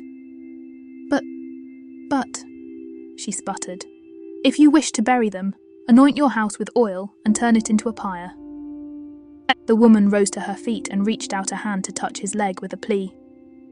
"Don't touch me," Stefan snarled with menace in his voice, and the young woman drew back in fear. "You may be infested with lice and fleas of the pestilence." She took a step towards him again with disbelief, and Stefan went to draw his sword from its sheath. She withdrew her step with a look of absolute dread on her face. "Are you going to strike me down?" she gasped. Stefan was himself confused at his willingness to strike a defenseless woman. He shook his head briefly to clear the twisting fear and thought behind his eyes. "I would only strike if you try to touch me. Touching me while blighted with the plague is a mightier weapon than my blade." "Oh," the woman considered with a dawning light of comprehension. "What am I to do?" Stefan forgot to hesitate. "I have a caustic soap that can purge your skin and clothes. It will burn like the demon fires, but if the creatures have not bitten you, you will survive." The woman looked stricken. "Give me the soap that I may live." Stefan regretted saying anything, but felt by honor alone he was committed. "Go and fill the largest pail that you have with fresh water. In fact, fill 2 buckets, and we can purge your clothes as well." She gave him a wild look and ran for the back of the house. In the meantime, Stefan dismounted and stripped the horses of their gear. He hobbled them and let them roam on the cleared land. As he retrieved Mirella's pouch from his saddlebag, the young woman returned with 2 slopping buckets of water. "Strip off your clothes," Stefan ordered in a neutral voice. The woman started to protest, but Stefan barked, "If you wish to live, maiden, then you will strip." She stepped out of her clothes and shoes and held her back straight. Her young breasts were small and stood well on their own. They had none of the womanly sag of Mirella, Stefan noted with a touch of remorse. Her body was thin but strong, and the tuft of hair between her legs looked soft and downy. Stefan took note of all of her details, yet felt no heat for infested flesh. "Are you done raping me with your eyes and are now proceeding to strike me with violence?" She tried to challenge with steel, but fell short. Stefan stepped towards her and peered closely at her. She choked back a cry, expecting the worst. Stefan reached behind his back, and as he brought his hand around, she let loose another fearful call. Her eyes bulged in fear. Stefan held up a thin cord of leather, ignoring her panic. "Bind up your hair as close to your skull as possible. Your hair is infested with parasites." Instead of watching her, Stefan turned on his heel and rummaged through the little of Gregor's gear that had not been touched, and found the dead man's riding gloves, which were thick and rode part way up the forearms. He forced his hands into the soft leather, and returned to the naked woman who now stood with her hair trussed. Stefan took a deep breath of trembling fear, and withdrew his dagger. The young woman was shaking as he stepped behind her, and reached over to grasp the leather tie. In 2 sawing motions, he sliced through her hair at her skull, and drew away the hair that had grown down most of her back. He walked with the hair far from his body, and tossed it away. She was feeling the back of her skull with great consternation. What will people think when they see me without any hair? If they have intelligence, they will say, "Look at the survivor of the plague, lucky girl." Stefan dropped the gloves and rummaged through the medicine bag until he found the harsh soap. It was a liquid. He poured half of it in the first bucket and other half in the second. Donning his gloves again, he picked up her clothes and stuffed them in one of the buckets. Taking one of Gregor's personal cloths, he swirled it in the other bucket and held it up to her. "I warned you that this will burn." Once I start, I shall not stop until the task is done. You may cry, scream, and curse to your heart's content, but every strip of your skin will be purged. Do you understand?" She nodded. Stefan began with her back, and her cries were piercing to his ears and painful to his soul. The pain was lucid, his resolve was steady, but his hands quivered, especially when he had to wash her most personal areas and then again when he washed her face. She howled. He washed her scalp twice, removing the knits with his gloved hands the second time. By that point she could only gasp at the torment. Stefan wanted to vomit, but willed his body to obey. As she quaked in the heat of the sun, Stefan removed the soaking garments and hung them to dry on a tree branch, explaining that they would have to be washed again with a softer soap to remove the more caustic stuff. The young woman looked like she wanted to cover her personal areas, but was unable to touch her skin. Stefan took pity and dug out the robe that he had been given that Isala had never requested to be returned. She covered herself, and he led her to the lone stone wall by the road, letting her delicately find a spot to sit. "I am Stefan," the soldier finally admitted. "Raina." An awkward silence filled the space between them. "I have an ointment that you can apply to your skin tonight that will lessen the burning," Stefan finally admitted. He received no reply. Not willing to attempt any further conversation, Stefan pulled out the scroll from his belongings and found a comfortable tree trunk against which to rest his back with a bit of shade. He ignored Raina and delved back into the arguments and equations, letting the images of the cosmos swimming in the ether above his world fill his thoughts. He stayed there for hours. "Hey," a feminine voice disturbed his study. "Do you expect me to feed you?" Stefan looked up and realized that the sun had tracked farther into the western sky than he expected. He returned his gaze to her face, which was as red and splotchy as his had been on that painful day just weeks ago. He withdrew his knife from his belt and handed it to her hilt first. "Go and slaughter a chicken while I start a fire." "These are my chickens!" she shouted with barely concealed venom. "And you are not my master." "No, I am not," Stefan carefully stated, as he rose and stretched his limbs. "However, you are one woman, alone on a farm, that you cannot possibly maintain by yourself. Take what is yours and use it while you can. Soon it will all be gone, no matter how strong your will." His harsh assessment of her predicament came to an abrupt halt. He carefully rolled the vellum, taking care to place it back in the waterproof pouch. Stefan paid no attention to whether Raina went to round up a chicken, and concerned himself with bringing the horses and gear to a clear spot behind the small barn, and away from any prying eyes on the road. He found the woodpile and built a fire without interruption. A grunt behind him startled his quiet contemplation. Stefan turned as Raina appeared from the barn with a plucked goose carcass and a metal rack in her other hand. He arose to take the rack from her. He had seen the large racks that the temple used to roast heretics, and this piece appeared to be a smaller version of the same. "Your goose has committed a foul deed of heresy to merit such a roasting," Stefan quipped, forgetting his morose demeanour for a moment. "Foul?" Raina asked with confusion. "I chose a goose because I haven't eaten well in days, and feel weak." Stefan's momentary rise of spirit evaporated. "I meant that this rack of yours resembles the temple's rack, upon which they kill homosexuals and over-deviants."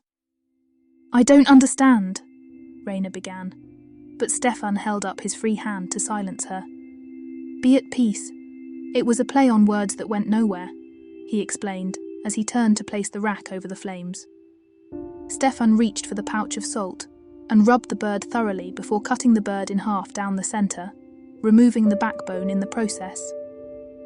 Raina approached him as close as she dared and pushed sprigs of fresh rosemary into his hand, telling him to push the greens underneath the skin for better flavour. Stefan complied and tossed the two halves on the well-heated metal. Raina asked for the soap for her clothes and disappeared with the bar for some time. So famished were both of them, that each polished off half a goose. Stefan moaned at the pain in his belly as his stomach swelled to accommodate the pounds. They split the toasted liver as a small dessert. Over a bucket of water, Stefan washed himself, removing his shirt and pants to clean every crevasse. He cared not if Raina watched, for modesty was not a part of his thoughts. However, his bath made an impression on her and she watched with rapt attention. His gesture of bathing naked in front of her eased her worst fears of this gruff and puzzling stranger. He wore the uniform of the King's Guard, but could read and write and seemed to prefer doing so. "Do you want the cream for your skin now?" Stefan asked as he stepped back into his clothes. Raina held out her arms from her body. "I don't think that I can manage to apply it, but I don't want you to touch my body again." "I promise to be gentle," Stefan remarked, realizing suddenly what the statement usually implied. She blushed in the dying light of the sun. Raina managed a brief grimace as she heard the double entendre as well. Stefan scooped out the heavy jar and eased the cork cap out of the snug lid. The smell brought a sweet reminder of Mirella to the fore of his mind, but all Raina saw was a smile on his face, and she was slightly mollified at his forwardness. Stefan signalled the young woman to remove her shift, and shyly she let it slip down until its rasp on her raw skin caused her to hiss in pain. She quickly hid her breasts and her pudenda with her arms, and she was a bit more frightened by Stefan's studious avoidance of staring at her body. Stefan assured her that he wore the same robe after his bath, and that by the morrow, the worst of the pain would be gone. He walked behind her and began applying the cream at her shoulders, and worked his way down her back. He hesitated at the crack of her butt, and then kicked himself for letting her feminine curves interrupt a medicinal task. He ran a coated finger between her cheeks and got a twitching reaction out of her. He continued down her legs, without further feminine-type thoughts popping through his studious focus. He walked around to the front and bent close to start at the top of her collarbones. He froze. "Is something the matter?" she softly asked with a touch of fear. Stefan finally unstuck himself. "My apologies, maiden, but my eyes were drawn to your form for the first time. You are beautiful," he murmured. Catching himself and all of his rising feeling in his groin and in his thoughts, he apologized. "I have embarrassed you and myself at your time of need. Forgive me." Raina felt tears at each corner of her eyes as she digested the flattery, gallantry, pain, and delayed relief. "If you have any feeling for me, sir, you will finish applying the healing cream to this burn." The hesitating hand moved and rubbed cream into her skin. Stefan tried his best to give all of her skin the same treatment, trying not to linger at the naughty parts. He really wanted to linger at the naughty parts. As he traced his way down her belly, a teardrop struck his cheek. He knew the sky was clear above the mantle of darkness, and his heart lurched with sympathy. He arose from his crouch and anointed her face, rubbing the cream from her hairline to her ears. He continued around her neck and finished with her nose and cheeks. "My legs," she whispered in his ear as he stroked the skin around her lips. Her voice sent a chill down his spine. He returned to her hips, deliberately avoided her pubic area, and continued down her legs and completed coating her toes. He stood up and gave her a weak smile, holding up the jar to her line of sight. Stefan felt suddenly shy and reticent about rubbing in the rest of the cream. "Please finish," she pleaded. "You are almost done." Stefan nodded, as if he had been ordered to shovel out the cesspool. Taking a dollop on his 2 fingers, he reached between her 2 legs and began applying the ointment. He worked through her thin veil of public hair and eased the cream into the juncture of her thighs. He reached for more emollient and massaged it into her nether lips, being careful to stroke her from the top down to the anus as Mirella had taught him. As he came up to make one last careful pass, his fingers mistakenly plunged into her channel, and he felt the penetrating moisture of her heat. Stefan started, but he never got a chance to complete his words as she moaned. "Do it." Gallantry be damned. Stefan found her hardened nub and rubbed it with both fingertips. He slid down to her wetness to her source, where he tentatively explored it before coming back to her clit. He encircled it and then attacked it. With no warning, Raina cried out her orgasm and nearly collapsed. Only Stefan, reaching for her hand to steady her, kept Raina from falling. She slept that night on a horse blanket from the barn with Stefan's lambskin against her back. The next day, the two young people barely exchanged words. Raina stayed her tongue out of embarrassment, and Stefan kept his peace out of anger, with the fates that kept his world utterly unbalanced. To Raina's concerns, he was mostly oblivious, except for the few moments throughout the day when he found himself running his thumb over the two fingers that had so joyfully explored her wetness. Today was a time of waiting and convalescing. In his head, Stefan was reordering his worldview, wondering if he would ever stand up with absolute certainty in his breast, ever again. The celestial bodies were reorganizing in his head as he reviewed the math, with brief spasms of amusement. The Earth went around the Sun. The Earth shared space with the other planets, as they made their journeys around the Sun in concert with the Earth. The idea was pure heresy, dangerous, tantalizing, and thoroughly seductive. With pain and loss so near, fear of contagion ever present, and new presence of a nubile young woman teasing the periphery of vision, Stefan had never felt so alive in his life, or so alone. Still, the planets whirled in new orbits in his head, and that gave him pleasure. Raina busied herself during the day, ignoring the irritation of her healing skin. By evening, she presented the sulky but kind man a chicken stew. He ate several bowls of the dish before he complimented her cooking with a great belch. From the root cellar under the barn, Raina produced a small cask of fruited brandy and offered him a drink. He took only a sip and passed the cask back to her to share. She blushed a touch at the gesture. He explained to her that her skin should be nearly healed by the next day, which gave her heart. He also asked her where she could go and where she could find her extended family, but she had no true plans and no near family still alive. She waited for him to make his offer, which she calculated would be the exchange of her body for safe passage to the trade city of Maracand. She asked about her family and last rites, hoping that she could at least bury them. Stefan explained his theories of contagion and offered to burn down the house as a funeral pyre. Raina shuddered at the thought, but felt the earnestness of the man who had all the power and resources that she now lacked. "Do you wish to accompany me?" Stefan asked, adding, "It is not safe of a single woman to travel these roads alone." "What shall it cost me, guardsman?" Raina responded as she felt bile rise in her throat. Stefan considered the bite behind her question with a stone face. Only the small sigh of assignation that escaped his nostrils gave a hint of his thoughts. He stood up and adjusted his jacket. "I want nothing of yours that is not given freely. I lack for little, but the loss of my comrade and my peace of mind, neither of which you can provide. Sleep in peace, maiden. I care not to plunder your personal treasures." Stefan stalked off to lie down on his pallet.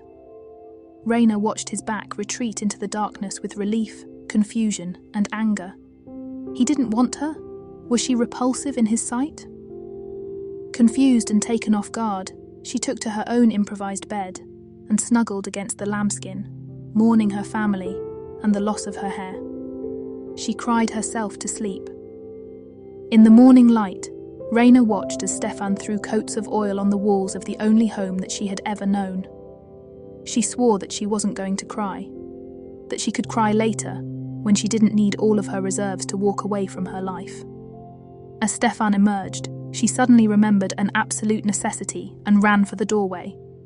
Stefan's eyes bulged and she stopped herself. "I forgot. I need to get the box from the house behind the loose stone in the fireplace.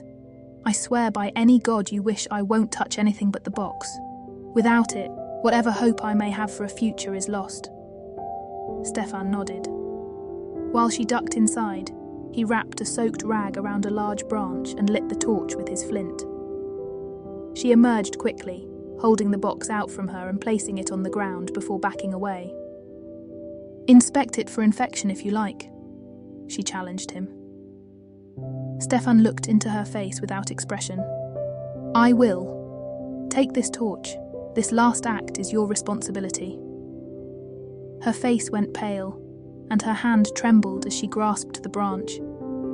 She made a circuit, setting the torch to the oil-soaked wood at each of the four corners, and finally tossing the entire thing through the doorway. Tears streamed from her face as Stefan recited the prayer of release aloud in the heavy chanting style of his childhood province. The flames rose. Stefan was pleased to see a layer of dust on the box, except where her fingers had touched. Untouched meant less chance for contagion. He flipped the latch with his knife and opened the lid. He surveyed the few crowns and coppers, but his attention was drawn to the folded paper. Curiosity got the better of him, and he scooped up the document to read the title, Deed. Raina looked at him anxiously, expecting the worst. Stefan remarked, "This is a precious document, worth chancing a mad dash to retrieve. It may well attract a good husband for you." Raina let out a breath that she hadn't realised she was holding. The taciturn guardsman was neither a rapist nor a thief. She took the paper and the box and added it to her own bags. She mounted the mare from the barn and joined up with the impatient Stefan, who was already mounted and waiting with his own 2 horses. Despite her best preparations and determination, she couldn't keep the tears from streaming. The smoke of the pyre was visible for many lengths. They rode. For 3 days they rode, saying little and trying to take solace in the silence of their own lamentations. Chewing a crisped game bird that night, Raina felt she couldn't endure the quiet any longer. She pointed to the scroll that was tucked in Stefan's belt. "What is that? And why do you read it every eve we stop?" Not only was she curious, she hoped she chose a topic for which he would actually say something. Stefan gave her a studied look as he swallowed the last good-sized bite of his meal. Stefan made a decision. "It is a lesson about math and astronomy." "Astrology?" Stefan shook his head. "Astrology is an old wives' tale meant to separate a gullible man from his money. Astronomy is the study of the celestial bodies in the heavens and how they move." Raina wasn't impressed. "I went to the fortune teller and everything she told me came true." "Did she predict the death of your family or your salvation?" Stefan asked in an even tone. "No, but I didn't ask her that," Raina retorted defensively. "The most critical event in your life and she couldn't see it in her charts?" Stefan asked again, this time rhetorically. The conversation was not going as Raina had planned it. Now she had another reason to be upset, and she hadn't seen it coming. This man was rude. He was condescending, haughty, cold, and repugnant. Stefan continued, "Did you look at the chart that your fortune teller used?" When she bobbed her head to say yes, Stefan drew her further. Was the Earth in the centre of the chart with the stars and planets surrounding? "Of course it was. That is the universe," she snapped at his stupidity. After wiping all of the grease from his fingers onto his pants, Stefan pulled out his scroll and unfurled just the title. "Can you read this?" "I can't read," Raina admitted, feeling diminished for no good reason that she could understand. "Who reads?" "This master teaches that the sun is the centre of our universe and that the Earth is a planet. All of the planets, including the Earth, make a circle around the sun." Raina snorted. "That is just ridiculous." Stefan shook his head slightly. "No, Raina. The Earth going around the sun is not ridiculous. It is heresy." She heard 2 words, her name and heresy. The first brought a flutter to her heart, and the second brought a twist to her gut. He remembered her name and actually used it for the first time. She knew she was being silly, but it felt so good to hear it. Heresy was another issue. People died horrible, gruesome deaths for the charge of heresy. The priests brought in professionals with grand fanfare to draw out the pain and suffering as long as possible for condemned heretics. She was riding through the countryside with an admitted heretic who seemed proud of the fact. Would she have been better off dying of the plague with her family? Inquisitiveness jumped in front of her good sense. Why is the position of the sun and planets heresy? The question amused Stefan, much to Raina's consternation. The priesthood's authority is based on the absolute certainty of man's position in the universe. This astronomy proves them wrong, and with it, all of their authority dissipates. They would destroy the knowledge and the knowledge bearer to maintain their temples. Raina was dismayed. I thought the priesthood was there to protect us from evil. Stefan fought back the boisterous belly laugh. Priests are no different than you or me. They are vainglorious, arrogant, insecure, and hungry for power. Never trust a priest, Raina. Never. Now she was incredulous. How do you know this? How do I know this? I was raised in the priestly school. I was raised to be a priest, but was rejected before my final vows, foolish girl. I am not foolish, Raina roared back, unsure of where in her soul the anger arose. Stefan sobered up. No, you are not foolish, and I apologize for the word. However, you cannot read or write, which leaves you ignorant. I'm not stupid, Raina scorned. Stupid is not the same as ignorant. Ignorant means that you don't know, and stupid means you know you're ignorant but refuse to do anything about it. Stefan waited to measure her reaction. Raina straightened her back. So, which am I, guardsman, stupid or ignorant? That is your choice, maiden. Understand your position. Women are not expected to be learned beyond the household or bargaining in the market. I know of only one other woman who can read, and she lives far from here. In fact, among the superstitious mobs of these plague lands, they might judge you a demon and burn you alive for the ability to read. Raina hesitated as his words swirled around her head. Yet, you imply the offer to teach me. Ignorance is a terrible yoke and leads to the worst cruelties of the human hand. Besides, you already know of my heresy, and by virtue of travelling alongside me, you may have the stink of taint as well. In for a copper, in for a crown, Stefan prophesied. What will I owe you for this generous offer? Raina negotiated. A promise that once you start, you cannot stop until you have mastered reading and arithmetic. Easily done. She dismissed his promise as mere chaff. Stefan gave a hearty chuckle at her gullibility and snatched up a stick to draw the alphabet in the dirt. Another 3 days, and they drew near to Maracand. Even from a distance they could see the smoke of a large pyre in the midst of the town. Maracand was a trade city, and rested within a day's ride of the border to the eastern lands. It was also called the City Without Walls, because it had no great city wall, only a low one to keep bandits out and livestock in. In the conquest of the hordes 2 centuries ago, the invaders had easily undermined and overwhelmed the original fortification. The city fathers who survived the devastation decided that when it came to invading armies, capitulation was safer and far less destructive than resistance under siege. However, 4 high towers kept a vigilant watch of the 4 roads that emerged from the crossroads city. Stefan had kept track of the days, and he knew of no holiday or festival that fell at this particular time of the year. He felt a great unease sitting in his saddle as he led Raina to the north gates of the city. Ho, King's Guard! What news do you bring? A voice called down from the tower next to the open gates. Ho, City Guard! Stefan returned the greeting. I come from Essela where all is well, though the plague rampages up the road from which we came. Well, you are just in time, King's Guard, as Maracand is about to purge the source of the plague from our very midst. Go and join the festivities in the square, the voice suggested. This I must see, Stefan called up with false enthusiasm as a dread crept into his thoughts. Riding abreast, they made their way on horseback towards the centre of the city. As Stefan eyed the garbage along the sides and down small streets, and smelled the waste that trickled down the open gutter in the middle of the thoroughfare, the anxiety in his gut began to rise. Raina saw his fidgeting and grew alarmed as well. All is not right here, Stefan mentioned to Raina unnecessarily. Do not dismount and be prepared to flee back the way we came.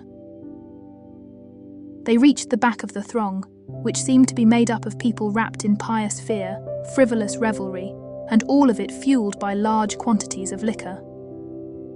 Ho, what passes here? Stefan asked the most sober man he could find. The fiends who poisoned our wells with black plague have been ferreted out, and now we are burning them to death for their crimes, the excitable man explained. Burning them all, men, women, and their bastard children.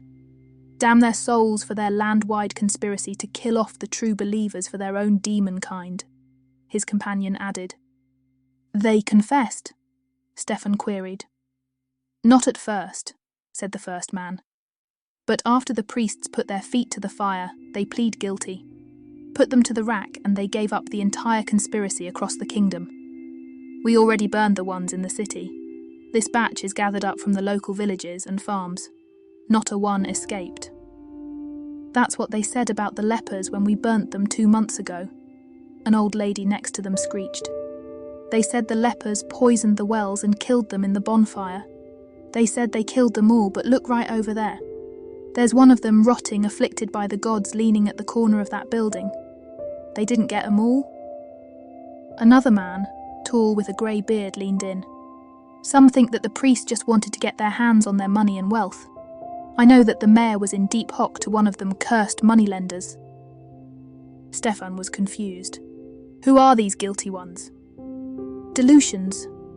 They all spoke in union, the excitable man spitting after the mention of the name. Stefan's heart sank into his stomach. There was no poisoning of the wells, and the Delusions were the last people to ever raise a hand against others.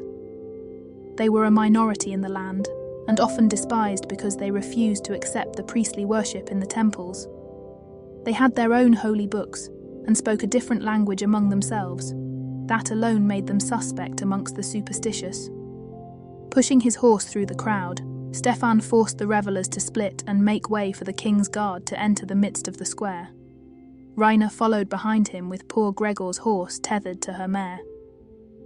In the middle of the cobblestone plaza was a great fire made of logs for great heat and brush for leaping flames and smoke. For the condemned, a smoky fire was a blessing of a quicker death by asphyxiation by the smoke. Branches with green leaves were even better. Next to the fire was a makeshift pen guarded by priests who also kept the mob a few paces back. In the pen were men, women, and children of all ages. Some of the women had babes in their arms. Over the shouts and hoots of the crowd, a sweet melody was heard, emerging from the pen in a language no one else could understand. They were about to die, and yet they sang such sweetness. The incongruity struck Stefan. The yelling and carousing smothered him, and the beautiful music compelled him. He turned every which way seeking the city guard, but they were conveniently absent. Later he would explain it as a madness that came upon him, yet it was no madness of berserker fame or drunken impulse. The righteousness seized his mind and clarified every aching second as it passed. He fixed his gaze upon the presiding priest who preaching with his hands held high. His burgundy velvet gown shone in the sunlight, bedazzling the ignorant minds with its many shades of red. Stefan saw only wicked hypocrisy and a raw hunger for power. He dug into his personal bag behind him and withdrew his precious scroll. He drew one large breath to steady his nerves and turned back to Raina. "Stay here," he ordered in a menacing voice. He galloped through the rest of the crowd, using his steed's bulk to push the drunken rabble-rousers out of his way, caring not if he trampled a few along the way. He emerged from the crowd and aimed for the priest, stopping just short of the burgundy priest. His horse snorted right in the man's face, which Stefan noticed, but took no immediate delight. He held up the scroll in his left hand, letting everyone see that the king's guard carried a message for the crowd. The crowd grew silent at the intrusion of a royal messenger in the midst of their entertainment, wondering what was so important to bring a decree into their midst. Stefan shouted as his horse lightly stepped in response to his anxiety. "I bring a bull from the high priest Eusebionisus. All persecutions of the Delusians are to cease immediately. All property and wealth seized are to be returned, and all debts to them are still in force. Any believer who does not heed the decree of the high priest Eusebionisus shall be declared heretic and suffer its punishment immediately." A great groan of disappointment rose up from the crowd. "This is nonsense," declared the presiding priest, realizing that he was losing his crowd and his authority. "I personally received a full confession of intent and act from these infidel Delusians. They are guilty. We shall all die if we don't burn them now." "Burn them now! Burn them now!" Some of the spectators began to chant. Sensing that his gambit could fail, Stefan chose his next act with little internal debate. He shoved the scroll back into his belt and pulled his blade from its sheath. He raised it high above his head for all to see, letting the sun reflect off of the polished steel. As the crowd began to mutter in fear, Stefan turned his horse in a complete circle and ran his sword straight through the priest's upper torso. The bald man screamed once. The crowd gasped. Stefan pointed his withdrawn sword at two nearby priests. "Throw the heretic's body in the fire. No one defies the bull of Eusebionisus." They ran to comply. The pyre appreciated the addition of new fuel and flared slightly as the portly body lit into flame and the thick fabric burned brightly. Stefan trotted over to the pen and sliced through the ropes that held the door in place. "Go to your homes in peace," he ordered the Delusians. He cantered over to the front of the crowd, menacing them with his bloody weapon. "You go home and pray for repentance for the death of innocents.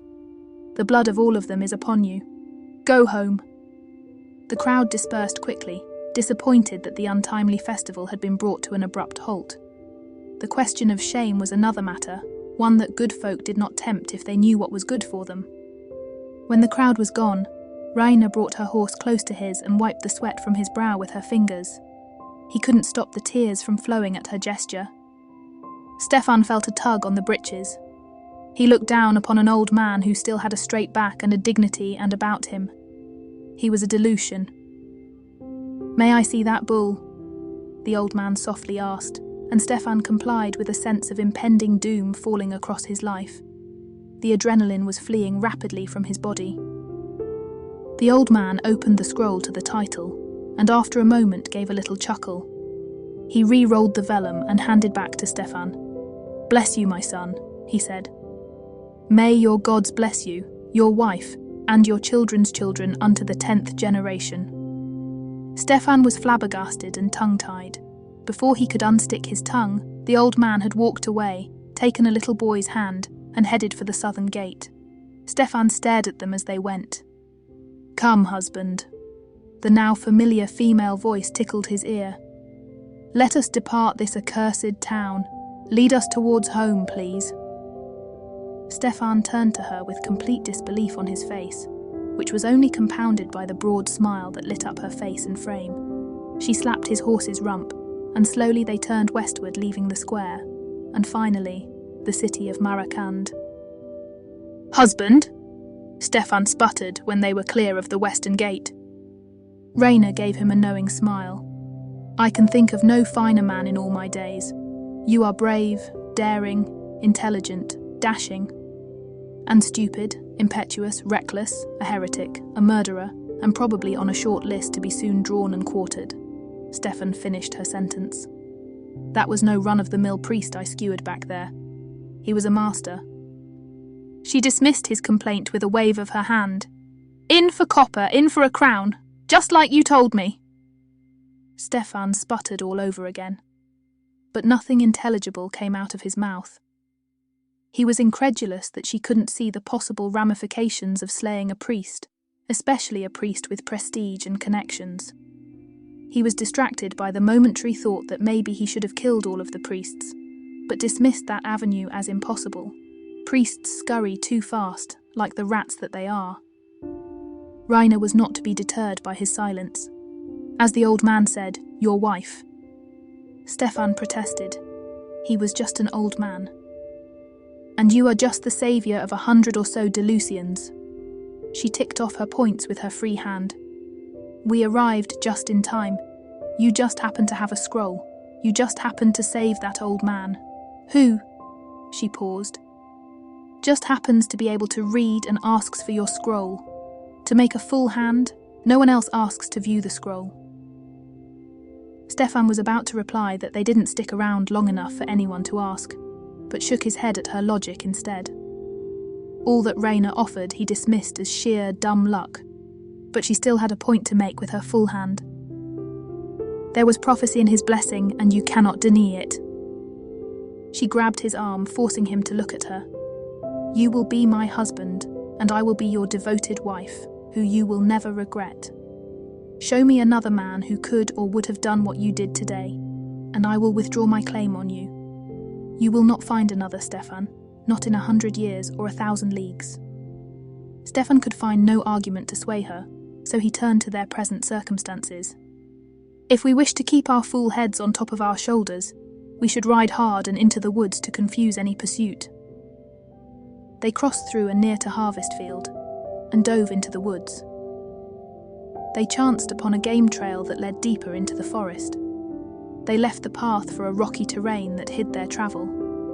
The tall evergreens lent a piney scent to the world as they meandered up and then around a foothill or two, until another faint path opened before them. The trail ended at a boulder-strewn stream, one that obviously swelled during the spring melt and gradually tapered off to a smaller flow throughout the rest of the year. Stefan swung down from his saddle and stared at the flowing water for a moment in silence. Boulders littered the area, making the bank of the stream a tricky balancing act of staying upright without ankles being twisted. Rainer watched him with mild confusion as he wavered at the edge of the stones, as if there was a decision to be made. Whatever it was, the man looked up with intent written on his brow. Stefan returned and dug out the medicine bag that he had been gifted. He pulled out the bar, the mild soap with herbs embedded in it. For him, the world collapsed into the small, deliberate movements that led towards his immediate goal. A monotone chant rose unbidden in his mind as he prepared himself for a ritual bath. Shutting out the world, he had no idea whether Raina had come down off of her horse or was even paying attention to him. She was a part of the outside world that didn't matter at the moment.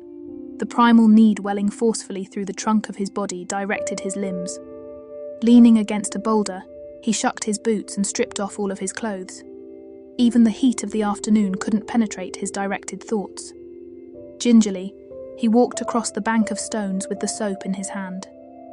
He stepped into the icy stream with barely a hiss escaping his lips. He cast about for the deepest slough he could find, carefully choosing his steps until he drew near the deep pool within the stream. He placed the soap on the dry top of an upended stone and marched into the deeper water. 3 times he fully immersed himself. Each time he came up for air, the chant ingrained into his memory from his youth was upon his lips, the call to cleanse the soul. The 3rd time he had stayed beneath the water until his lungs began to burn, bursting out of the water with a great heaping gasp for fresh air. As he filled his lungs again and again with fresh air, he felt soft hands touch his shoulders. A rough bar of soap rolled across his skin, awakening his senses. He held out his arms, and they were rubbed. He stood up and moved to the shallows. His legs were scrubbed, his buttocks, and finally his scrotum were rubbed with soap and cleansed. The hands urged him to dip back into the freezing waters, and he followed their direction. The hands massaged his scalp and rubbed the herbal medicinal into his hair. He dunked himself again and emerged refreshed. The hands spun him around, and he stared deeply into the eyes of the naked woman. Raina met his silence with her own determined gaze. He glanced down and wondered at her small, high breasts with her erect nipples. Her soft belly with its slight undulation entranced him, under which he knew he would find her offered passion. He returned to her face and found an enigmatic smile on her face. She didn't speak a word, but instead took his hand and placed the bar of soap in it. She took a step backwards and held up her arms. The stream burbled merrily past the 2 figures, and a fish snatched an insect from the surface of the water with a smack of its tail. Stefan touched her with the bar of soap, and he dipped into the recent well of memory. He remembered when first they met, a panicked young woman and a stricken soldier. The pain he caused her with that soap shuddered like an indictment of heartlessness through his body. He rubbed the soap between his hands until he had worked up a good lather.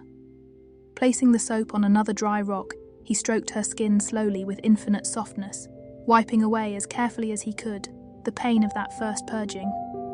With hope in his eyes, he stared deeply into her own as he washed the grime from her forehead and down her cheeks.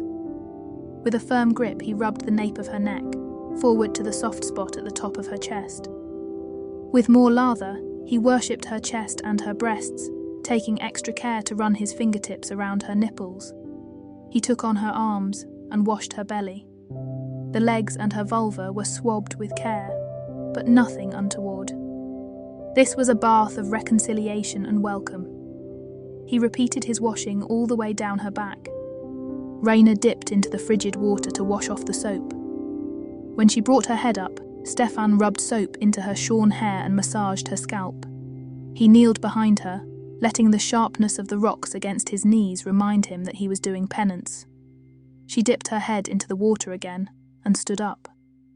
Her lips were turning blue with chill as she grasped his hand and led him to the bank. Back in warm sunshine of the late summer, Raina walked quickly to her horse and removed the blanket, tossing it expertly onto the ground with a movement that spread out the fabric. Leading him onto the blanket, she knelt before him and took hold of his cock, warming it in the cup of her hands. Gently she stroked him, encouraging his erection to grow.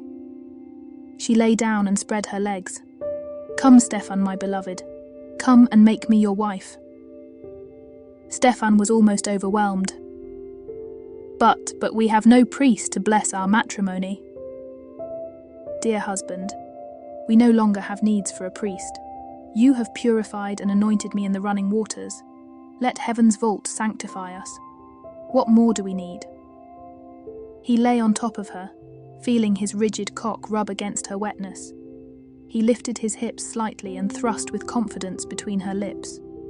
Raina gave an appreciable moan as he entered her. Stefan recalled the need for gentleness and took rein of his lust. He stopped suddenly when he felt a slight barrier. Even though it was a new sensation for him, he knew what that meant. Grateful that he had not acted as the rutting animal, he looked into her face for guidance.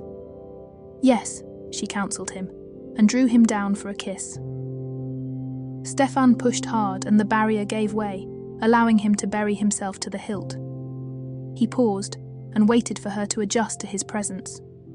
With a wiggle of her hips to signal him, he restarted the mechanics of bringing their hips together for the sake of pleasure. Gradually he raised the pace of their thrusts as she met him with equal force. She wanted him. Her hands grasped at his arms as he started to pant with the effort. As his passion for her grew, her fingers turned into daggers that raked furrows of skin on his back. Her eyes suddenly flew open and stared into the blueness of the sky, as her back arched and her climax surged. Stefan felt a vice seize his cock, and he met her cries of release with his own bellow. He remained buried deep with her, as he held himself up with his arms. He stared down at her with a look that bordered on awe. "Husband," she called him, as she gently moved his hair out of his eyes. "Wife," he replied with the same conviction. A slight noise caused his head to pop up and search the wood. He watched a doe slip back into the forest with her 2 fawns. Stefan took a deep breath, wondering if that old shaman mentioned in the travelogue was correct. 2 fawns to 1 doe meant many children to come. Was that his wish? "What's wrong?" Raina worried underneath him. Stefan explained to her what he had just seen, and what he had read. He also remembered that Mirella had warned him to always ask first before he acted with his prick. But he kept that thought to himself. "I hope we will be blessed with many children, husband. Yet I fear to disappoint you because my period is only a day or 2 away." Stefan let the smile grow on his face. "You cannot disappoint me, Raina. Let us enjoy what we have for the moment." He felt his cock growing again inside of her, and a few small thrusts of his hips gave her an indication of what was on his mind.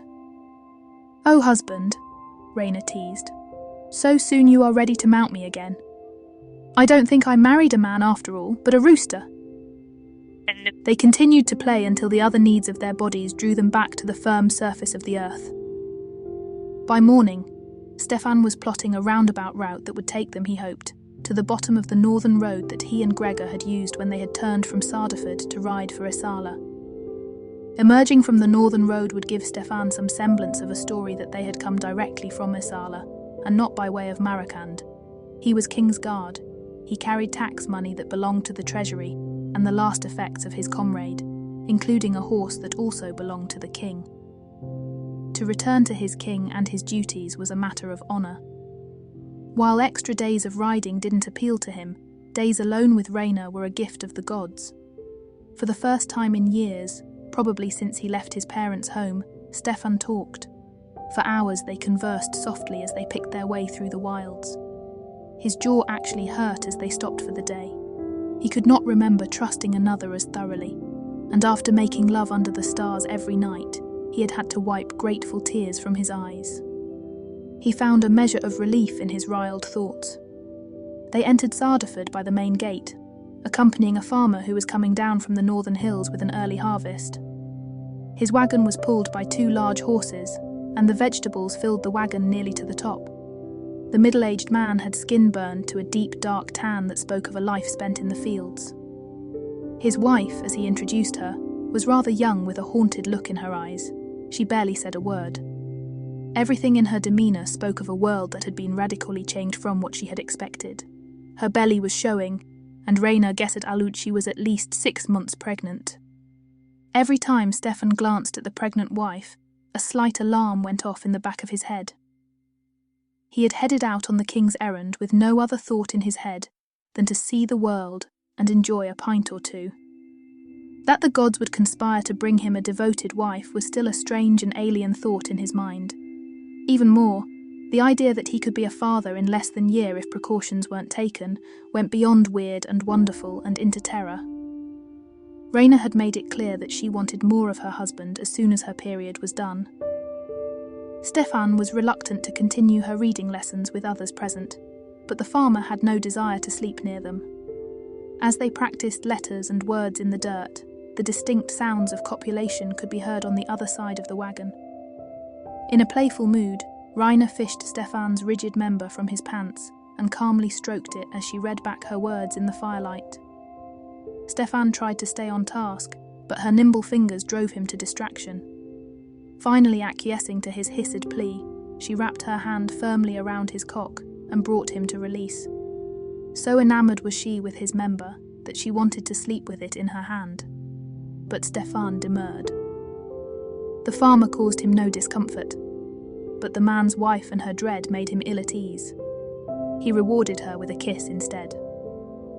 2 days later they emerged out of the forest and looked out upon the grey walls of Sardaford.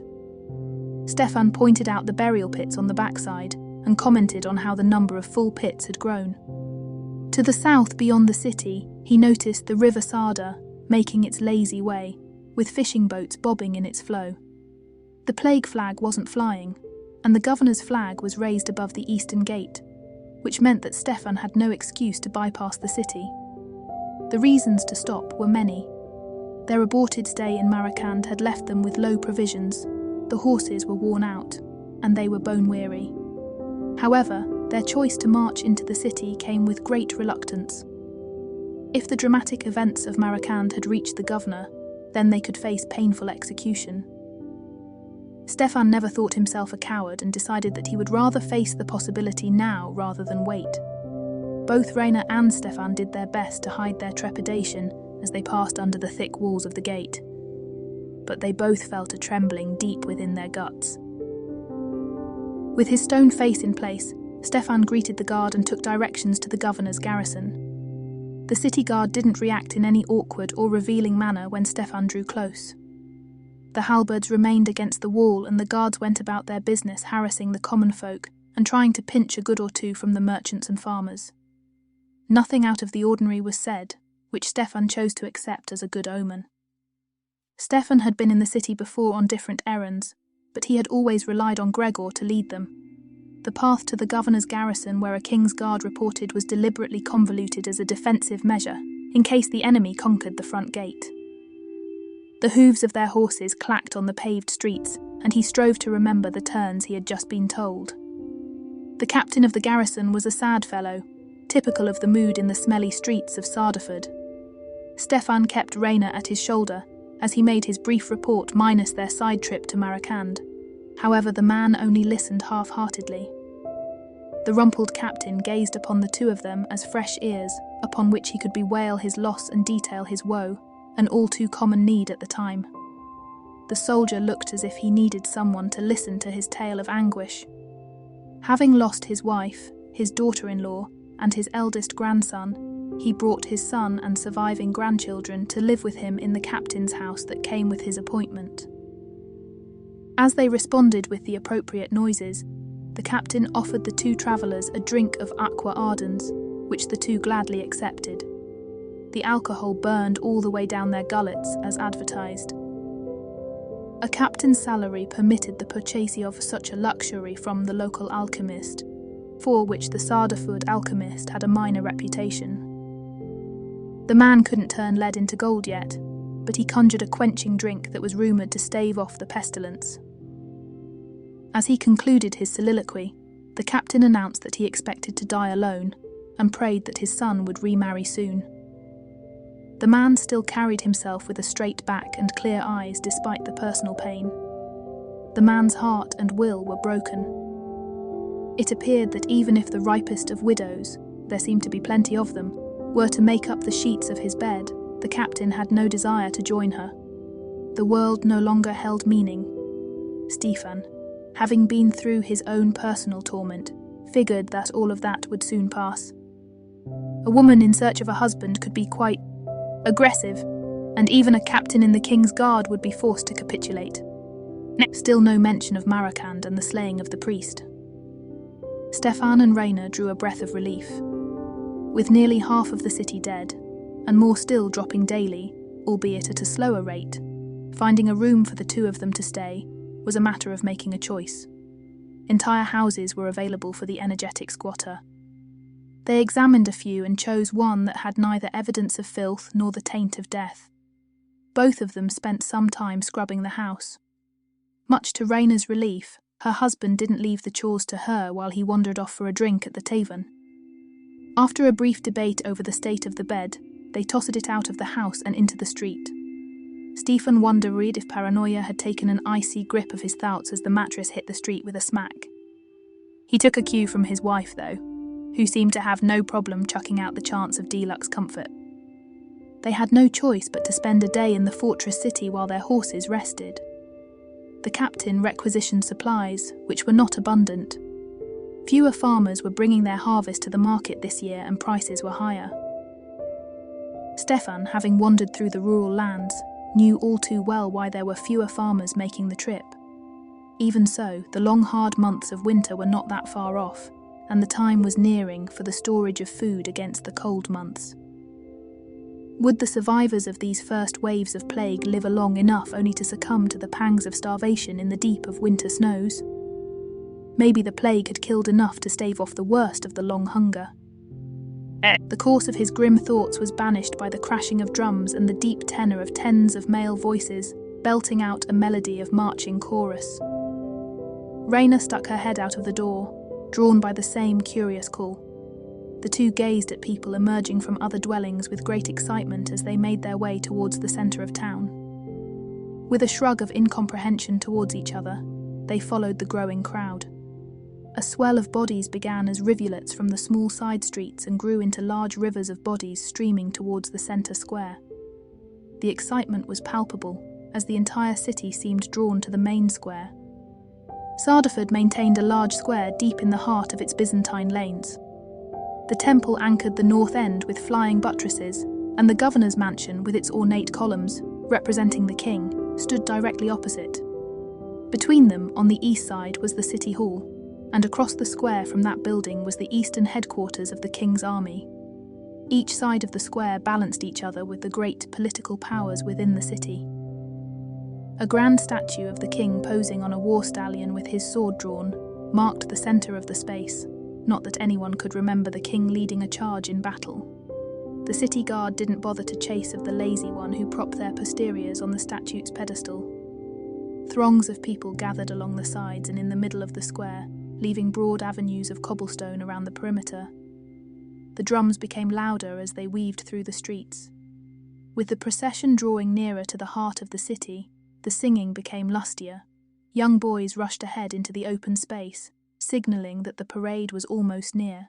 The square was brimming with people, residents and soldiers, merchants and peasants. One ambitious fellow was selling griddle cakes for a copper. From the last turn, bright banners of blue and gold came into view, held up on poles 2 or 3 times a man's height. Their colours were vivid in the sunlight. Men in white penitential robes were walking 4 abreast, singing temple songs and carrying long sticks over their right shoulders. Their eyes were bright, and they raised their legs as they marched with exaggerated strides. The crowd burst into loud cheers and shouts as the men marched into the square with their banners, sticks, and finally their drums. As they drew near to Stefan, he realised that the sticks had knotted cords attached to the ends.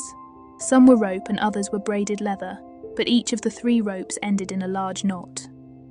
Twice the parade of about 100 men marched around the square until the leader stopped them at the entrance of the temple. The crowd split apart, and the left door of Brother Sun and the right door of Sister Moon opened outward with their great maw, to welcome in the penitent marchers. The crowds followed after them, filling in the seats of the pews. The wealthy took the sturdy pews in the front of the hall, and peasants scrambled for the rickety benches in the back. Soldiers and merchants took the old pews in between. The drums continued to beat, with their reverberations bouncing off of the walls again and again. When everyone was seated and settled, the men standing up front whipped off their white robes and stood before the pews in their loincloths. A hush of anticipation fell over the towering room. The stone designs in the windows far above cast large shadows upon the walls and floors. The ribs of carved barrel vaults far above their heads echoed with the quiet sounds of breathing and shoe leather rubbing on stone blocks under pews. Stefan was torn between staring at the architecture and at near-naked penitents. Their bodies were scarred and bruised. With a command from their leader, the men took up their sticks and began to beat their bodies with the great knots on the end of their sticks. They spread around the outside aisles of the room and marched. Together they chanted to the crowd, "God of the sun, burn the sin from my skin. Goddess of the moon, from my soul do rest and rend. Sear, tear, rip and stripe, till my sin banish in the light." As each beat of their chant fell from their lips, they whipped themselves. With each pass through the room, the men beat themselves harder and sang louder. Rainer grasped at Stefan's hand in fear as the flagellant rite began to pick up pace. Their chanting became louder and the thuds of knots hitting flesh became harsher.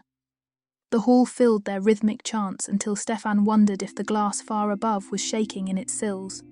Still they marched around, their white bodies in stark contrast to the now limp banners that rested on stands in front of the altar. Just as Stefan was sure the room would start spinning from the deafening noise, the marchers began to touch the fringes of madness and frenzy. As if on cue, the flagellants dropped to the floor in complete silence all of a sudden. Stefan and Rainer stared as the men collapsed into poses of one sort or another. "That one's a rapist," a woman near them whispered. "That one's an adulterer," her friend pointed at another. The poses were meant to indicate the sin for which the penitent was guilty. People murmured across the room as they identified the crimes that lay on the floor at their feet. The more violent the crime, the more excited the crowd became. The master of the marchers held up his stick with knots at the end of his ropes, but dangling from his knots were gleaming barbed hooks. Stefan recoiled from the coming spectacle that he realised was about to explode right before his face. The drums began to beat again in a slow, deliberate cadence as the master made his way around the room, whipping the flagellants who lay on the floor. As he whipped each one, he beseeched the wretched soul to repent his sin. Each strike raised bloody welts on the prone body. When the master drew near to Stefan and Rainer, they watched in horror as the hook snagged into the flesh of the prone man, and the master had to wrench the barbs from the man's skin with a second, strong pull of his arm. A gobbet of flesh flung through the air. The penitent screamed, and the crowd yelped in sympathy. The man moaned in pain as the master moved to the next pathetic soul. The crowd moaned in sympathy while their eyes clung onto every minute detail of the spectacle. The drums changed their beat when the master reached the last of the men. The flagellants arose from the cold stone floor and rushed for the centre of the room to gather in the midst of the great aisle. 3 men stood in the centre of the aisle and admonished the others to take up their whipping sticks as they made a circle around them. Encouraging the men to whip themselves, they all began a second chant. Purge the flesh, rid the beast. Purge the soul, redeem the least. The men in the circle began to whip themselves faster. Their leaders encouraged them to compete against one another as the blows began to rain on their backs and bodies, ever more furious and faster. The crowd added their calls, gasps and cries to the raging pain until the flagellants began to collapse under the force of their own blows. When the last finally fell to the floor in exhaustion, a collective sigh of relief issued from the pews. As the master stood up front and read a prepared sermon about purging sin to save oneself from the curse of the plague, the townsfolk descended upon the dazed flagellants with handkerchiefs and rags. They dipped the cloths in the bloody wounds and wiped the blood on their cheeks, hoping that the blood of the penitent would protect them from the evil of the pestilence. Stefan and Raina backed away from the surging crowd and walked carefully to the back of the room towards the front entrance of the building. They were hoping to slip out of the room unnoticed and offending no one. There in the entranceway, Stefan espied a fellow King's Guard with a grim look on his face, and Stefan swallowed. He knew a soldier couldn't leave without acknowledging his superior. He approached the man on the premise of looking for answers. "Excuse me, Sergeant," Stefan began, seeking the man's attention, "but where are the priests?" "Only 2 of the 20 survive, Private," the sergeant explained with sadness. "They are afraid to speak out against this profanity because they are too few. The townsfolk love their spectacle dearly, and the vaunted priests have no power to put an end to this travesty, just as they have no power to hold back the Black Death." "The governor and the mayor allow such violence within the city?" Stefan queried. "That's the mayor in the tall black hat on the left. He is the one who invites them back every fortnight. These flagellants have made him a very popular man in the streets, if you understand my meaning." Stefan nodded. "But the governor?" "He is slow to move, but he already recognizes the anarchy these fanatics represent. I have no doubt that he will ban them from the province in the near future. The question is whether he will forbid them soon enough, for I have no stomach for such self-abuse." The sergeant gave Stefan a closer inspection. "You are the courier who arrived this morning, are you not?" Stefan acknowledged the fact, while the sergeant gave Raina a close scrutiny. The sergeant continued. "Your woman?" "My wife," Stefan admitted. "From the northeastern province." "What news do you bring?" Stefan made his report again. "The governor of the northeastern province is well, and he sends a down payment of taxes due the royal treasury. He insists on a larger contingent of guard to secure a full payment." The sergeant made a face. "No doubt the governor knows that no large contingent will be sent anytime soon with our plague-blasted ranks stretched so thin." "The plague has bypassed Isala," Stefan explained, "but the price of entrance to the safety of her walls is brutally painful." The sergeant looked him up and down again, and then gave Raina another inspection. His eyes widened a bit at the obviously butchery of her shorn hair. "Pain in exchange for life is a fair enough trade for me, Private, though not this spectacle. What is their price?" "A scalding bath that removes layers of skin from the body. They bath with soap once a week thereafter," Stefan explained. "Better than rubbing your face with beaten blood, wouldn't you say?" the sergeant asked, not expecting an answer. Stefan felt uncomfortable and changed the subject. "Is there a healer in town still?" The man nodded. "He is in hiding with the Delusians. The flagellants are virulent detesters of Delusians and witches. They kill them wherever they find them." Stefan felt like he now understood a bit of the puzzle of his immediate distaste for the spectacle. He continued, "I need to purchase some items that only a healer would know. Could someone direct me? I offer to go blindfolded if necessary." The sergeant straightened his tunic. "I've had enough of this blasphemy. Follow me." They walked rapidly through the streets of Sardaford until they turned into a tavern with the sign of a red rooster hanging over its doorway. They walked through the main room, and then on through the kitchen to the backyard towards the barn. Behind the barn was doorway into a garbage-strewn alley, which they picked their way through until they came to another doorway. The sergeant knocked twice, paused and then rapped thrice more. The door swung open and the three stepped into a room with narrow window slits at the top of the walls to let in light and air. Stefan counted 25 souls in the room. "This is all?" he blurted out. "First the priests, and then those cursed floggers. How many of us did you expect?" A young man griped with a dismissal of indignation. Stefan took in the man's face and realized that they were the same age perhaps, or near enough. His eyes were so much different than Stefan's though. His eyes reminded him of the captain's yesterday. Stefan reflected that he witnessed the same anguish, the same loss and, most overpowering, the same sense of helplessness. In one glance, Stefan was reaffirmed that his actions in Marikand had been just. "I am sorry for your loss," Stefan replied, almost adding brother to his words, which would not have been appropriate. "I bring you news of your people in Marikand." A myriad of questions arose from 20 different sets of lips, until someone hushed them all with an urgency to keep quiet. "What news do you carry, Kingsguard?" a measured voice in the back asked. "I bring good and bad. The families of the city of Marikand were slaughtered by the priests of the temple." A collective moan arose. "How?" "They burned them alive in the city square," Stefan admitted with a grim face. The quiet sobs brought tears to Stefan's eyes, and it was only because Raina took his hand that he managed to continue.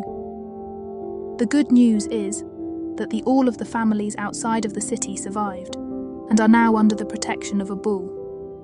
Their demise was close at hand, but they were set free and returned safely to their homes." "What bull is that?" The sergeant turned to Stefan with a peculiar look on his face. Stefan panicked for a moment until he realized he was standing in a hidden room among the hunted with this king's guard. "Can you read, sir?" "No, I cannot." "Well, neither can the good citizens of Marikand, sir."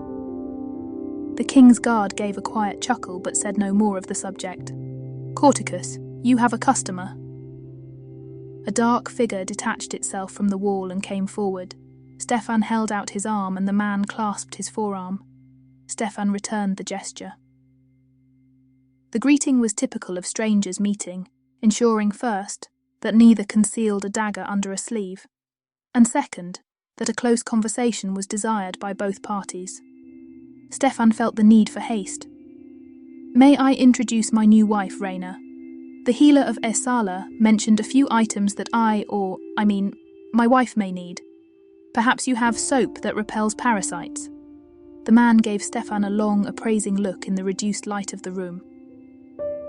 "You are acquainted with Mirella, I suspect." "I shared her bed in Esala." Stefan offered to confirm his bona fides before he realized that his new wife was standing at his side. A glimpse of momentary pain appeared on the guardsman's face. "Yeah, one would presume you knew Mirella before you met your wife," the healer offered helpfully. "Before I knew she existed," Stefan gushed with enthusiasm. Corticus was enjoying the drama. "I have such a supply. Is there anything more you need of a healer?" Stefan turned, hoping for a drop of privacy, but everyone in the room was listening raptly. Forced to whisper in the man's ear, Stefan asked for a womanly item. Corticus almost guffawed. Can a king's guardsman afford such a luxury? Stefan dug into his coin sack that dangled inside his pants and withdrew 2 crowns. "Is this enough?" "More than adequate." Corticus went to snatch the coins, but Stefan was too quick for him. "Give me the goods, and whatever is left over from these 2 crowns goes to sustain everyone in this room," Stefan called out aloud. The room fell strangely silent. Raina and Stefan glanced around the room and noticed pairs of eyes staring at them with looks of disbelief. "Please, sir," Raina added.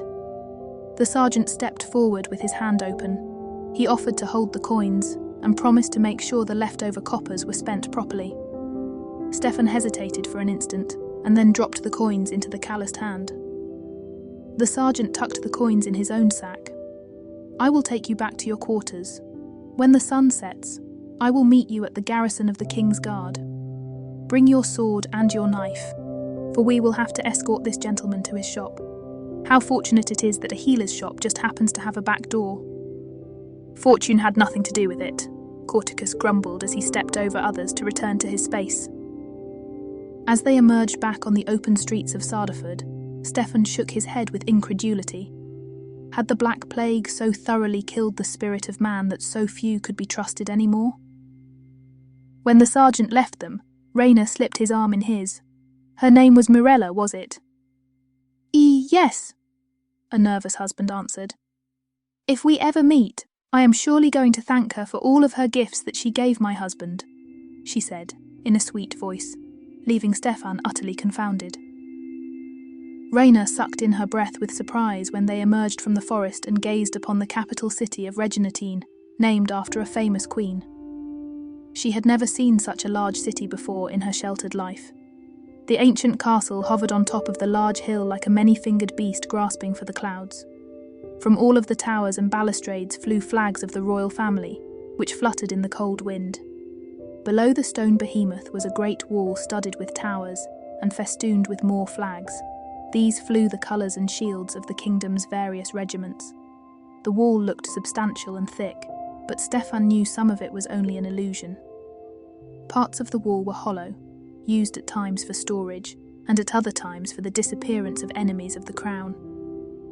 He only knew that secrets were buried in those walls. He had no idea what those secrets were. Below with wall, a substantial city spread out into the plain, filled with everything from well-cut stone mansions to cascading rows of leaning hovels. There were livestock markets on the outskirts, and other marketplaces in the midst of the buildings. The streets between the buildings seemed to dip and twist in haphazard, unplanned routes. A flag or two marked the entrance to a guild street, but most of those were hidden from view. A pale of dust seemed to hover over the city. Stefan led them down the highway and past the line that waited at the first guard post. As the couple drew even with the two pillars, the soldiers eyed them warily as if they were the enemy. The Black Shield heeded the command of the king's agent, who was inspecting incoming goods with an eye on levying taxes, and had no time for non-taxable entities. Even so, the Black Shield always gave the king's guard a second condescending stare, for they knew the truth of who truly defended the crown, not the king's guard. Stefan and Rayner passed without further comment. "Husband," Rayner began as their horses began to climb the twisting streets of the sprawling city. "Will we pass through the main gate of the great city wall? Are you confident that news of the Delusians hasn't reached the royal ear?" "You have picked a fine time to ask, Rayner," as Stefan turned right, down another unmarked street. "Only common folk use the main gate. The nobles have a gate reserved for them that is entered from the south. For the servants of the king, the answer is a bit more complicated." Stefan refused to answer her second question. He had no doubt that as soon as they left the first guard post, a bird had been sent up to the palace announcing his imminent arrival. His face was known, and his task as well. Despite the return to duty and the expected confrontation over his actions, Stefan had to plan for his wife. He took a left-hand turn between two stone houses, whose foundations appeared quite old and weathered. They followed the alleyway behind until they took a second left turn, which was guarded by two soldiers with lances. Stefan halted and nodded a silent greeting. A moment later, one of the soldiers nodded, and Stefan gave his horse a soft kick to proceed. They emerged into an old neighbourhood of stone row houses that had wooden frames in the doors and windows, along with real glass. The streets were quiet, far too quiet according to Stefan's memory. Stefan spotted an older woman carrying a full basket of vegetables. "Oh, dear lady," Stefan called as he dismounted his horse. "I've just arrived back in the capital with my new wife. Do you know of any available houses for us?" The woman looked at him with now familiar, haunted eyes. "The pestilence has reached even our ranks and file, young guard. Take what pleases you and report your choice to your captain if he has the time to listen. Rank has no meaning, with the troops so thin and the needs of the day unabated." She sighed and seemed to retreat into her herself.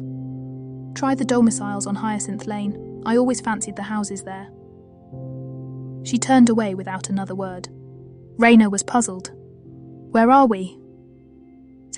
"This is one of the neighbourhoods reserved for the king's troops and their families outside of the wall.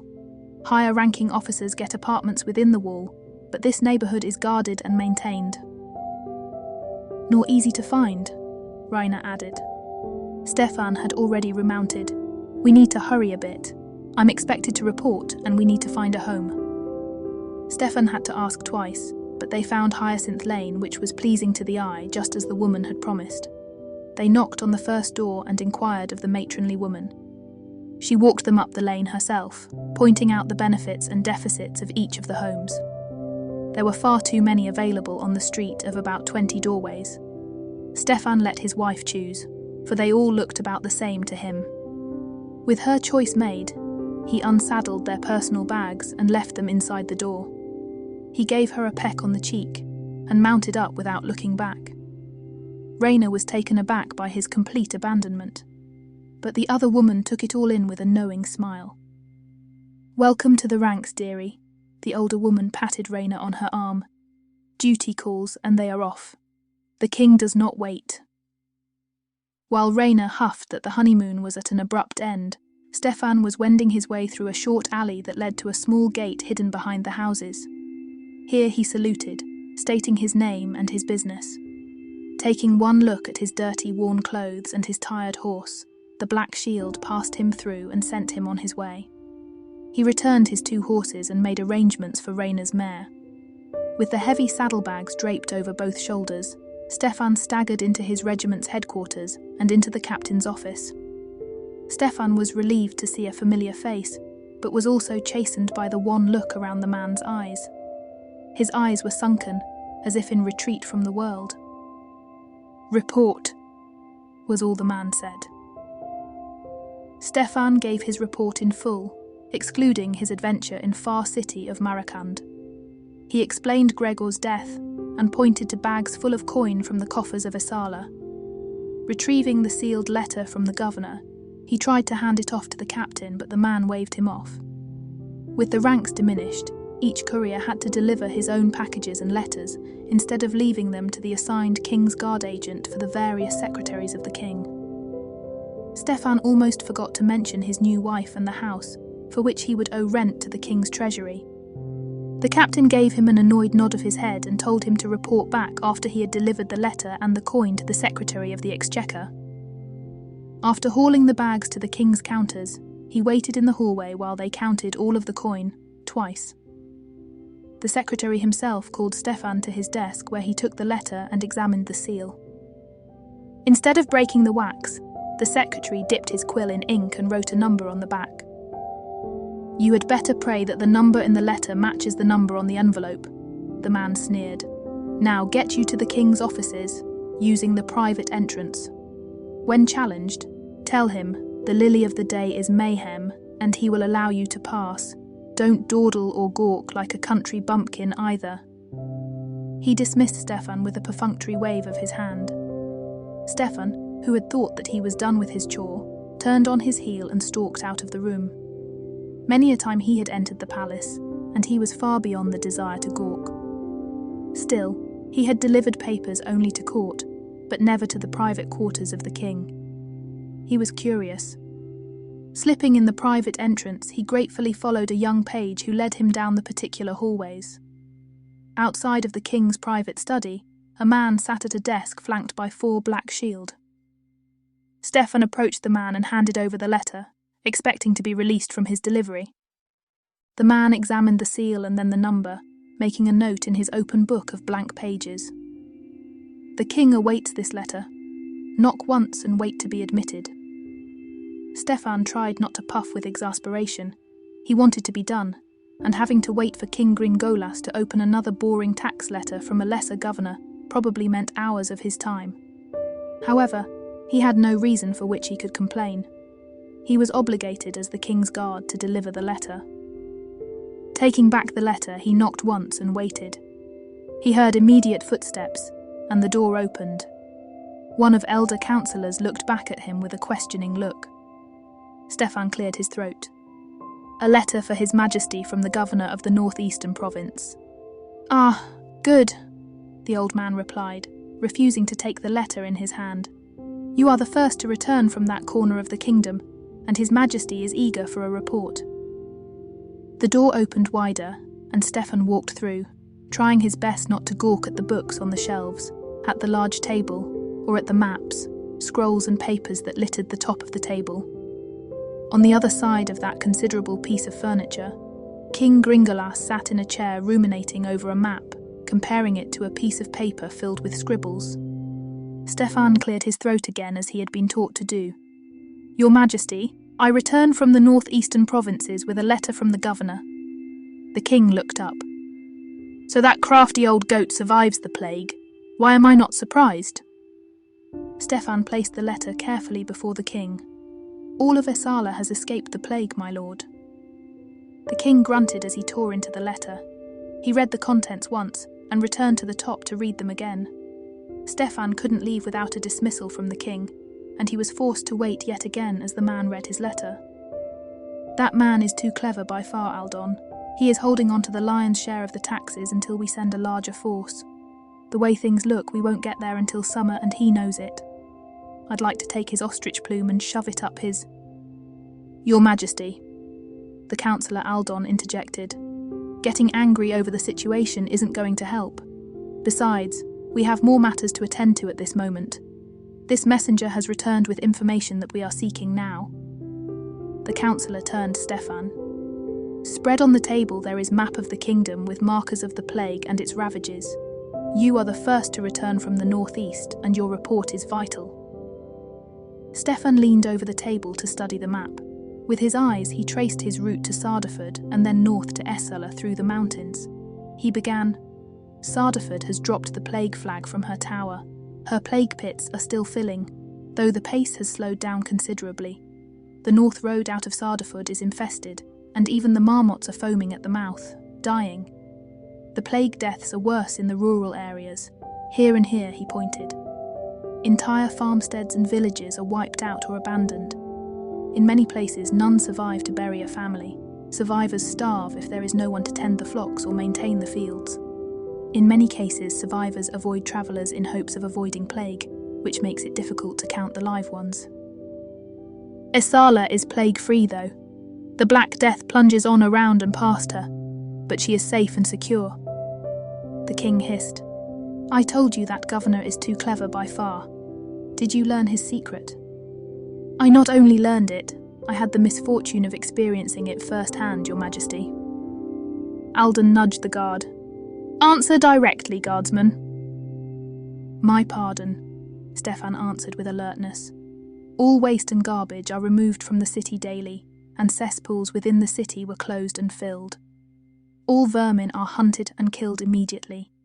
To enter the city from the plague lands, one must endure a bath that burns the skin from one's flesh. Clothes, saddles, and everything else must endure the same treatment." The king shook his head. "Such a thing is impossible to do. Kill all the vermin. They would take years to purge, and still they would return in full numbers." Aldon tilted his head. "If His Majesty offered a copper for every 10 carcasses, you may solve the problem for a handful of ducats." The king gave him a look that Stefan couldn't fathom. "I'll take your advice under consideration, Aldon." The king returned to Stefan. "From where did our governor discern this information?" "He has a healer in his employ by the name of Mirella, Your Majesty. She is quite knowledgeable and able in her duties." The king gave Stefan the same look that had been given the councillor. "And you are able to ascertain her abilities? How?" Stefan blushed crimson. "Discretion is a gentleman's creed, Your Majesty." "Ah, to be young and virile again, Alden. I miss those days," the king remarked with a chuckle as if Stefan wasn't present. But, Stefan began with a stutter in haste to cover his faux pas. "This healer has travel journals of her kindred going back 4 generations that mention the same plague." "She can read?" Alden queried with discernible curiosity. "She showed me the bound text and I read the paragraphs myself," Stefan replied defensively. "You can read?" the king interposed with a dose of incredulity. "I was raised in the preschools, Your Majesty," Stefan explained when he was interrupted by 3 loud thumps on the door. Without waiting for permission, the old man ran for the door and ushered in a young page. the boy whispered in Aldon's ear and then slipped back out the door. Stefan was envious of the child's ability to escape. He found no thrill in having a private audience with the king, no pleasure in being singled out, and no gratification in having to report his complete journey to the man who could have his head removed immediately. His thoughts were interrupted by the councillor. The Masons' Guild has been struck with plague at their master's house. They demand that His Majesty do something at once and are sending an emissary at this time. The Dye Guild has heard of the Masons' Guild's immediate demand for an audience, and is sending their emissary to add to the protest. I suspect the other guilds will be joining the cavalcade shortly. The king sighed with resignation. Call for my steward and let us prepare for these poppycocks. The sooner we deal with them, the sooner we can return to more important issues of the day. Perhaps they believe I can order the end of this pestilence with a wave of my regal hand. The king pointed to Stefan. You are dismissed, but don't leave the city until I have your full report. Stefan bowed low. Of course, Your Highness. As Stefan turned to flee, he overheard the king remark, Maybe we can offer 10 taels for a copper to these gullible toadies. Stefan escaped all the way to his captain's office, rushing through every corridor, doorway and walk, until he neared the offices of the King's Guard, where he had begun his latest journey. Apparently his day was not complete. Congratulations, his captain announced without enthusiasm. By virtue of surviving the pestilence and completing your journey, you are awarded the rank of sergeant. Your platoon awaits you in the stables, and don't make the novice mistake of keeping them waiting. This is your new commission. He handed a piece of paper. You can pick up a new uniform and chevrons from the quartermaster. Report to me in the morning. Dismissed. Stefan reached for the door when his captain called out, One more thing, Sergeant. Congratulations on your marriage. Thank you, sir. Stefan responded automatically, wondering how the man had already learned of Raina, having forgotten that he had already informed the man. His befuddlement didn't clear, even as he made his way to his new house deep into the evening. For 2 weeks, Stefan sat on pins and needles waiting for the royal summons that he hoped would never come. His small hope had been the report that he had given to his captain when he first arrived had been passed along and up the chain of command. Sat was the wrong word, because a sergeant had many duties, and 10 spoiled, rich young men who did not appreciate the position that their fathers had purchased for them. For the first time, Stefan understood the withering looks of the Black Shield as they gazed upon the antics of the lowest ranks of the King's Guard. Stefan was amazed of how he had cast disdain upon his comrade Gregor when these recruits made the man appear like an angelic child. Only when Stefan openly debated allowing 2, rather livid Black Shield to take one of his charges to the king's dungeon for drunkenness and fighting, did the dullards gain an inkling of how to perform their duties with proper respect. Had the young man not responded properly, the next step would have been discipline with a whip in front of the stables, a task that Stefan had witnessed before but had no desire to inflict. The Black Shield had their revenge on the young private anyway. They caught him out in the open and beat the unruly man rather thoroughly, with the encouragement of the crowd that gathered round to watch the entertainment. When Stefan learned of the ambush, he asked his captain for the proper response. Taking his superior's advice, he invited the 2 offended soldiers to their favourite tavern and bought them both 2 tankards of ale to ease their throbbing knuckles. Both of the Black Shield suggested Stefan pay for their whores, but he demurred, explaining that if they had disciplined his private in a more clandestine manner, without witnesses, he would have jumped at such a gesture. During the week, Stefan noticed that the dirty stares of the Black Shield ceased when he crossed their paths. Whatever their rules of honour were, he had passed some sort of test. 6th day was usually a slower, drowsier workday, as the king and his court prepared to relax on 7th day. Stefan, still trying to adjust to his new position, was looking forward to an easing of the tension. He was strolling out of the stables when a page from the palace found him and handed him a red baton of summons. Stefan's heart sank. Never. He followed the page, trying to arrange the grimace on his face into a blank look. Through the private entrance, Stefan measured his paces steadily, sure of his coming demise as the news of his slaying of the priest reached the royal ear. As the page turned left when Stefan was fairly sure that he should have turned right, his fatalism melted into confusion. 2 black shields stood in the quiet hallway, and above them hung the flag of their regiment. Stefan had never been to a captain of the Black Shield's domain. They handled their own messages without the interference of the King's Guard. Stefan straightened his tunic and stepped into the room. His captain sat with the Black Shield captain, sharing a hot drink in 2 stuffed chairs. "Sir," Stefan drew a salute. "You summoned me." Captain Cardabina issued the summons, Sergeant. You are here to answer certain questions, and you will answer them in full. Is that clear? Perfectly clear, Captain, Stefan responded to his captain. What followed was a minor inquisition. Stefan was quizzed in detail on the incident between his private and the Black Shield. The questioning then moved on to his family and his education, with a close interview of the courses he studied. Finally, he was asked about the death of Gregor and his return trip. Stefan found himself forced to mention Marakand, although no questions were asked about any incidents there. "I am satisfied," Captain Cardabina concluded to the captain of the King's Guard. Stefan's captain arose and faced him. "One of our lieutenants has failed to return, and we have received word that he has succumbed to the plague. We are already dreadfully short in the ranks, and I cannot afford to be handicapped at this time of emergency. Upon the approval of the captain of the Black Shield, King Gringolas presents you with an officer's commission as a lieutenant in the King's Guard." Stefan was dumbfounded. "I don't mean to sound ungrateful, sir, but why me? There are several sergeants with more years in the King's Guard." The captain gave a wry smile. "I understand your confusion. First, you have the proper education for the administrative tasks that come with this thankless job. Second, you handled the incident with the Black Shield with tact and respect, without being bowled over. Finally, and most importantly, you have received unsolicited, personal recommendations from Sardaford. Commissioned officers are valued for their loyal service to the Crown and his subjects," he added cryptically. Captain Cardabina arose from his chair and handed Stefan a heavy piece of parchment. The new lieutenant unfolded the paper and scanned the legal document, blinking twice at the royal signature and the wax stamp of the king's household. Before Stefan could look up, he felt a heavy hand come down on his shoulder.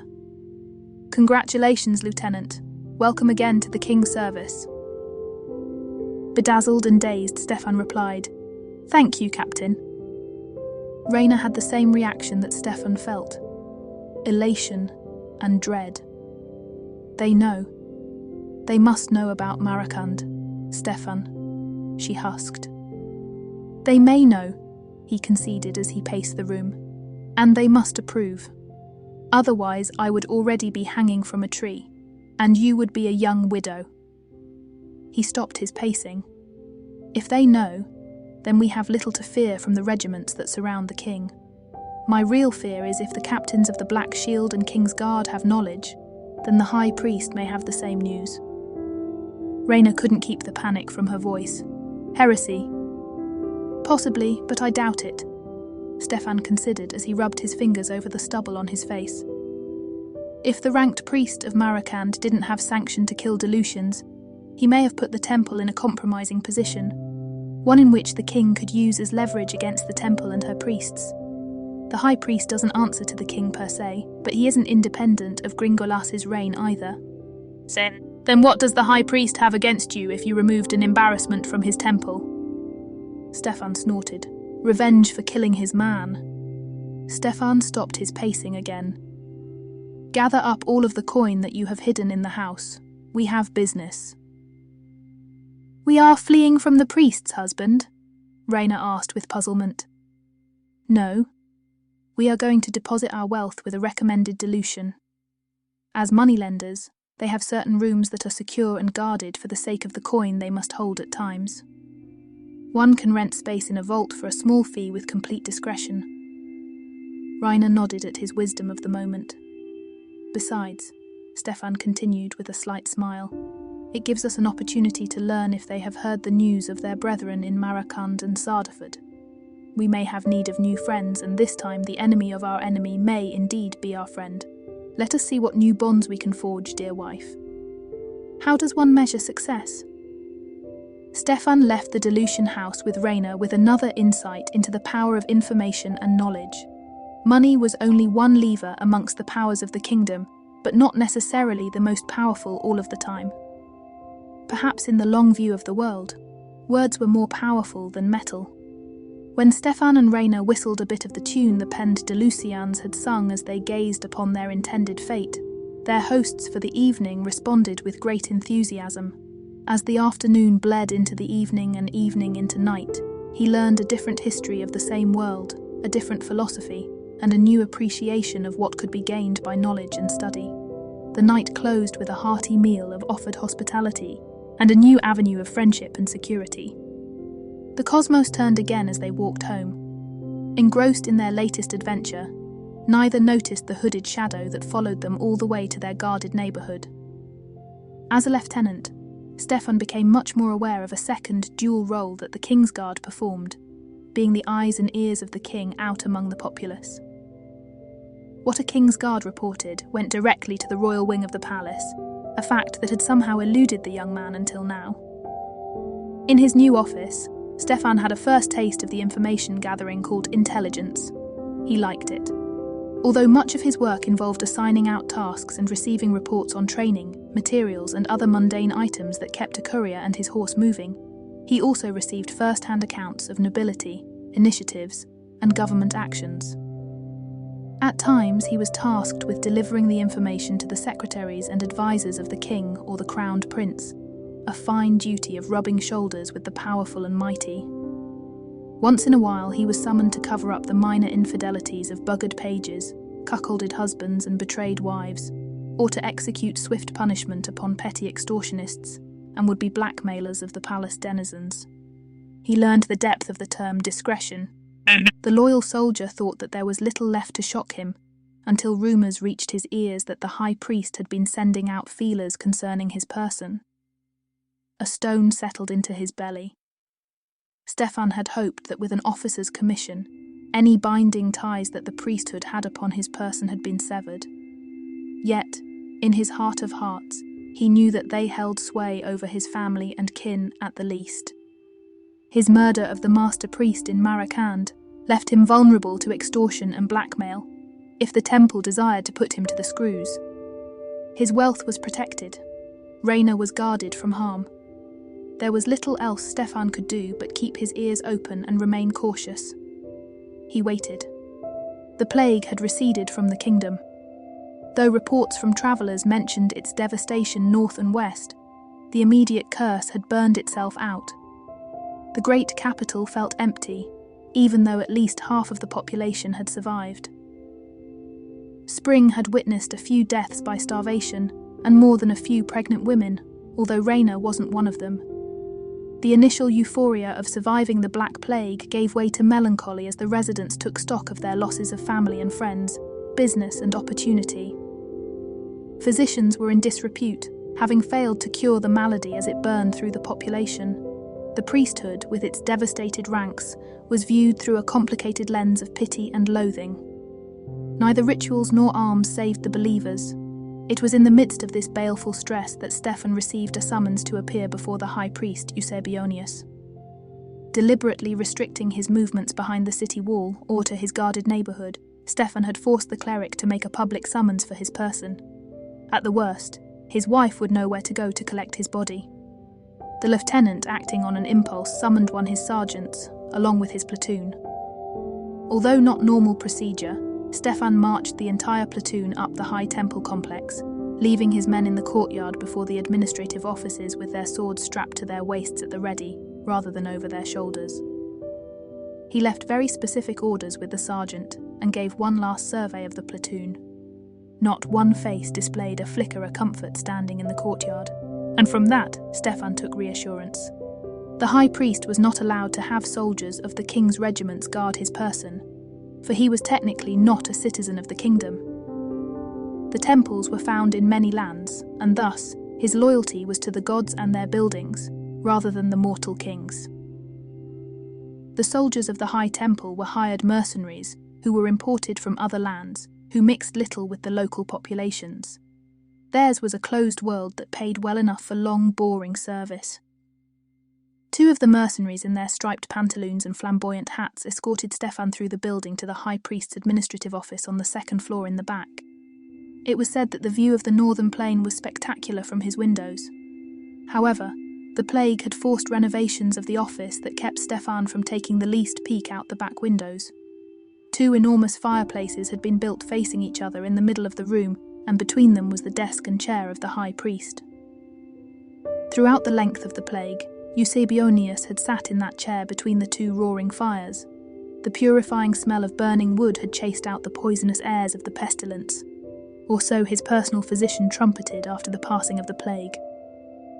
Today the High Priest sat at the desk in his silk robes and ermine cape. While he demanded poverty and denial of his priests and their charges, Eusebionius denied himself no luxury or comfort of the greater world. His girth, though well hidden behind tailored clothing, was easy to espy. Even the room matched his outfit, the wall-sized tapestries that kept the chill stone at bay, the flowing gold curtains that framed the famed windows and the floor, laid out with various symbols of the gods using rare and unique pieces of inlaid wood. The opulence was overwhelming, even to a frequent visitor of the royal suites. The dancing flames of the twin fireplaces also lent an air of extravaganza to the room. "Approach novitiate," the High Priest ordered. Stefan approached but refused to pay obeisance to the man. "The days of my schooling in the temple schools are long past, Your Eminence. The temple service has given me over the king's guard to serve Gringolus." "Born of the temple, the gods lay claim upon your soul even unto your death," Eusebionius preached. "That should have been one of the first lessons of your young life." Stefan held back another comment. He had no use for this dogma anymore, having learned that questioning it only led to more dogma. The High Priest leaned back in his chair and let his fat fingers with their thick rings stroke his chin. He fixed Stefan with a look that mixed contempt and condescension with studied boredom. Stefan couldn't wait any longer. "Why have you summoned me, Your Eminence?"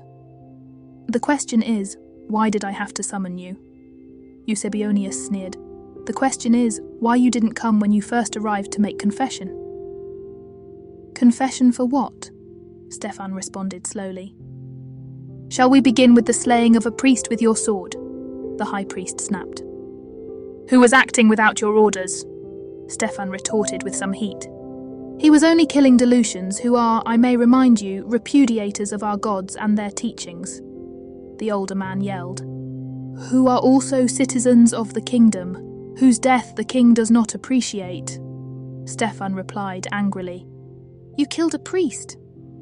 "He killed tens of citizens in your name," Stefan replied with a newfound coolness. "You should be thanking me. You should be rewarding me for ridding the temple of a liability and an embarrassment." Eusebionius' face started to turn red. "Thanking you? You strike at the temple with a sword, and I should be grateful. I shall ground your pathetic bones into meal for my dogs." The man's fists were clenched, and his arms were shaking. He looked down at them and forced himself to relax, letting a small malicious smile creep onto his lips. "You are audacious, novitiate, but your tongue cannot save you," Eusebionius continued. He reached into his drawer and pulled a small scroll out of it. The scroll looked rather familiar to Stefan, but he willed his face not to react. "Do you recognize this parchment, Kingsguard?" The High Priest licked his lips. "No, I do not. The contents are most interesting and someone has been making comments in the margins. The arithmetic is somewhat sophisticated as well." Stefan tried deflecting. "I'm sure you know I was dismissed from temple service because of my lack of reading and arithmetic." "So you found a new teacher in the heathen city of Isala?" Eusebionius explained Stefan away. "Soon that city shall fall to the truth of the gods and their heretical teachings shall vanish from the earth." "So you read the scroll," Stefan stated evenly. "It is a typical treatise of misdirection and misapplied logic proving nothing," the High Priest dismissed with a wave of his hand. "Proving you are nothing," Stefan smirked, "and that all of your teachings are superstition and nonsense." "You are in no position to lecture me, Stefan." The High Priest leaned back in his seat, feigning ennui. He shouted for his guards, who stepped smartly into the room. "You are formally charged with heresy, novitiate Stefan. A trial shall be held tomorrow where you will be found guilty and executed at sunset," Eusebionius declared. "Well," Stefan offered, thinking furiously, "there is the small problem of where did you find this scroll?"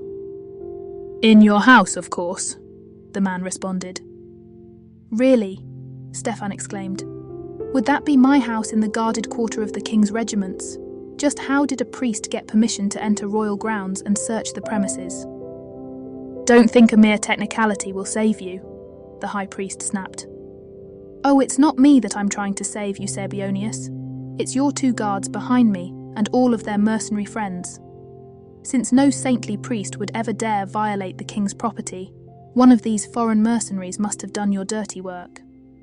How convenient that I came with a platoon of King's Guard who will begin slaying these."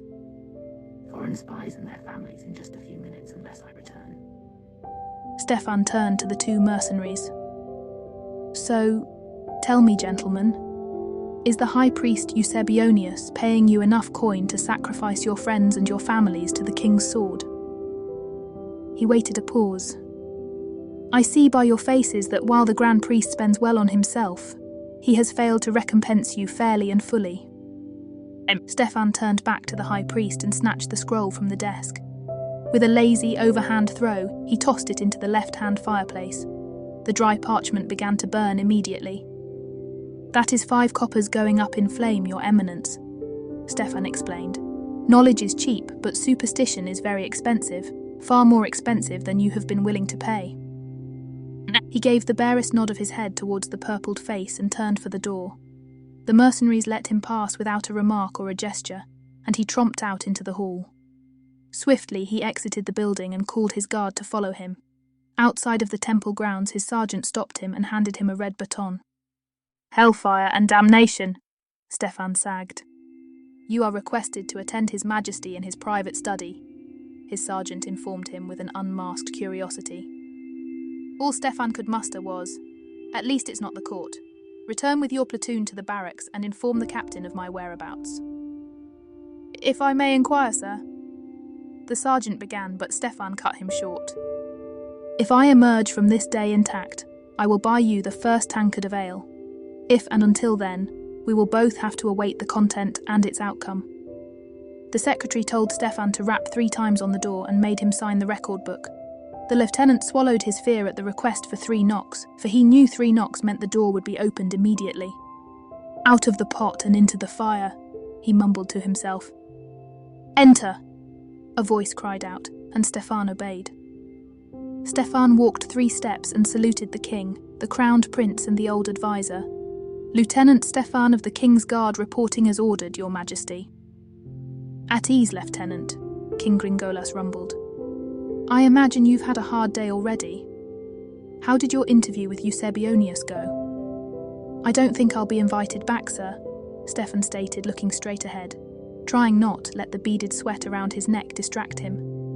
The irritant was of little consequence, for as the councillor was admonishing Stefan for not answering directly, the crowned prince was laughing uproariously. The king banged on the table once for both to cease their noise. Stefan continued. "He wanted me put to death for slaying his priest in Maracand. When he failed at that gambit, he charged me with heresy." "Yet you are here and not in his dungeon," the crowned prince remarked with amusement still in his voice. "How did you escape that charge?" "I didn't escape the charge, sir, it was true. However, the high priest doesn't pay his mercenaries enough, and the evidence went into the fireplace," Stefan answered candidly for the first time. The lifting of the secret burden was a relief to his soul. "What kind of heresy have you committed?" the crowned prince continued. "I hope it was something lascivious." "I'm sorry to disappoint the prince, but the heresy was a mathematical proof that the earth goes around the sun, a rather boring treatise using arithmetic," Stefan responded in full. "Does it?" the king piped in. "Probably," the old advisor answered before Stefan could. "But no one in their right mind is going to challenge the priests and their ignorant mobs over it." He faced Stefan. "Were you open about it?" The high priest had the scroll stolen from a hidden place in my house in the military neighborhood just outside the wall, Stefan made clear. Only my wife and I have studied the scroll, but she is just learning. Where did you get this scroll? The king asked. Essela. The governor has invited a bookseller to take up residence in the city. The king shook his head. I told you that governor is far too clever for his own good, Eldon. The high priest has violated the boundaries of the royal property, father, the crowned prince pointed out. I gathered as much, my son. What would be the proper response from the throne? The crowned prince thought for a moment. I believe that the high priest is in need of a spiritual rest at his mountain retreat in the Western Range. I wonder how soon the fatted fool could leave. The king nodded with approval. Aldon, make a note to invite our grand priest to make a hasty exit from the city. I'll give him 1 day to make his arrangements because I'm feeling rather perturbed at his feint to harm one of my officers. Aldon wrote a quick note and passed it out the door before returning to the table where the king and his son sat. Stefan still stood at parade rest. The king continued. Were you planning on telling me about your encounter with the zealous priest in Marakand, Lieutenant? My original report was interrupted, Your Majesty, and I was ashamed that my actions may have sullied the prestige of the king's guard. By that you mean slaying the man who was killing off the king's tax collectors, the king suggested. When you put the circumstance in those terms, yes, sir, Stefan replied. Why did you offer good coin for the Delusians' safety in Sardaford? His Majesty asked. They are fine people and loyal to the crown. There was no reason for the flagellants to massacre them, Stefan explained. Where did you come into wealth? The crowned prince queried, going to the heart of the matter.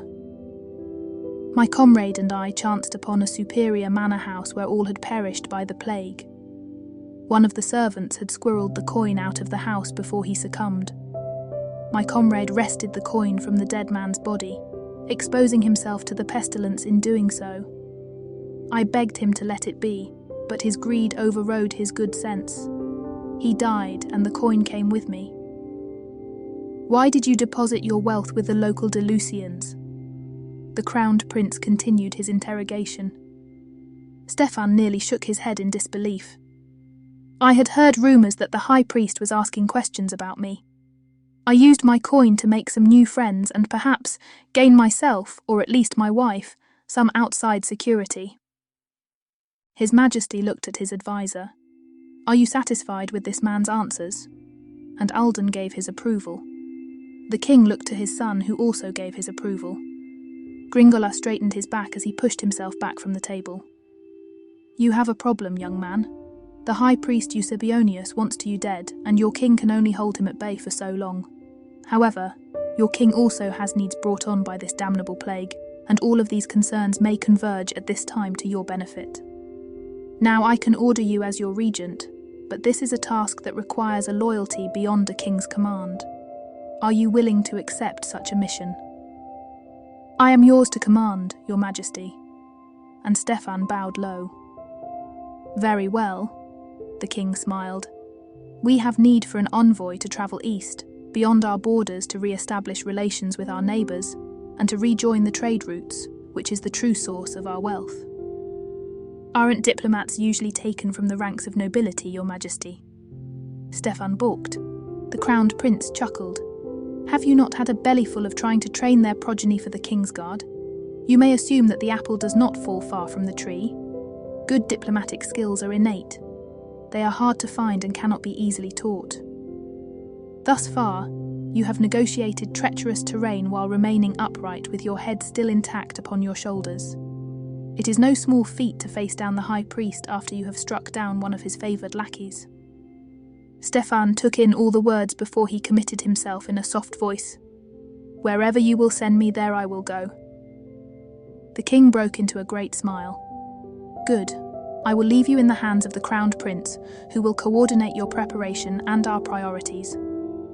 Go home to your wife, ambassador, and soothe her fears. You have a great journey ahead of you.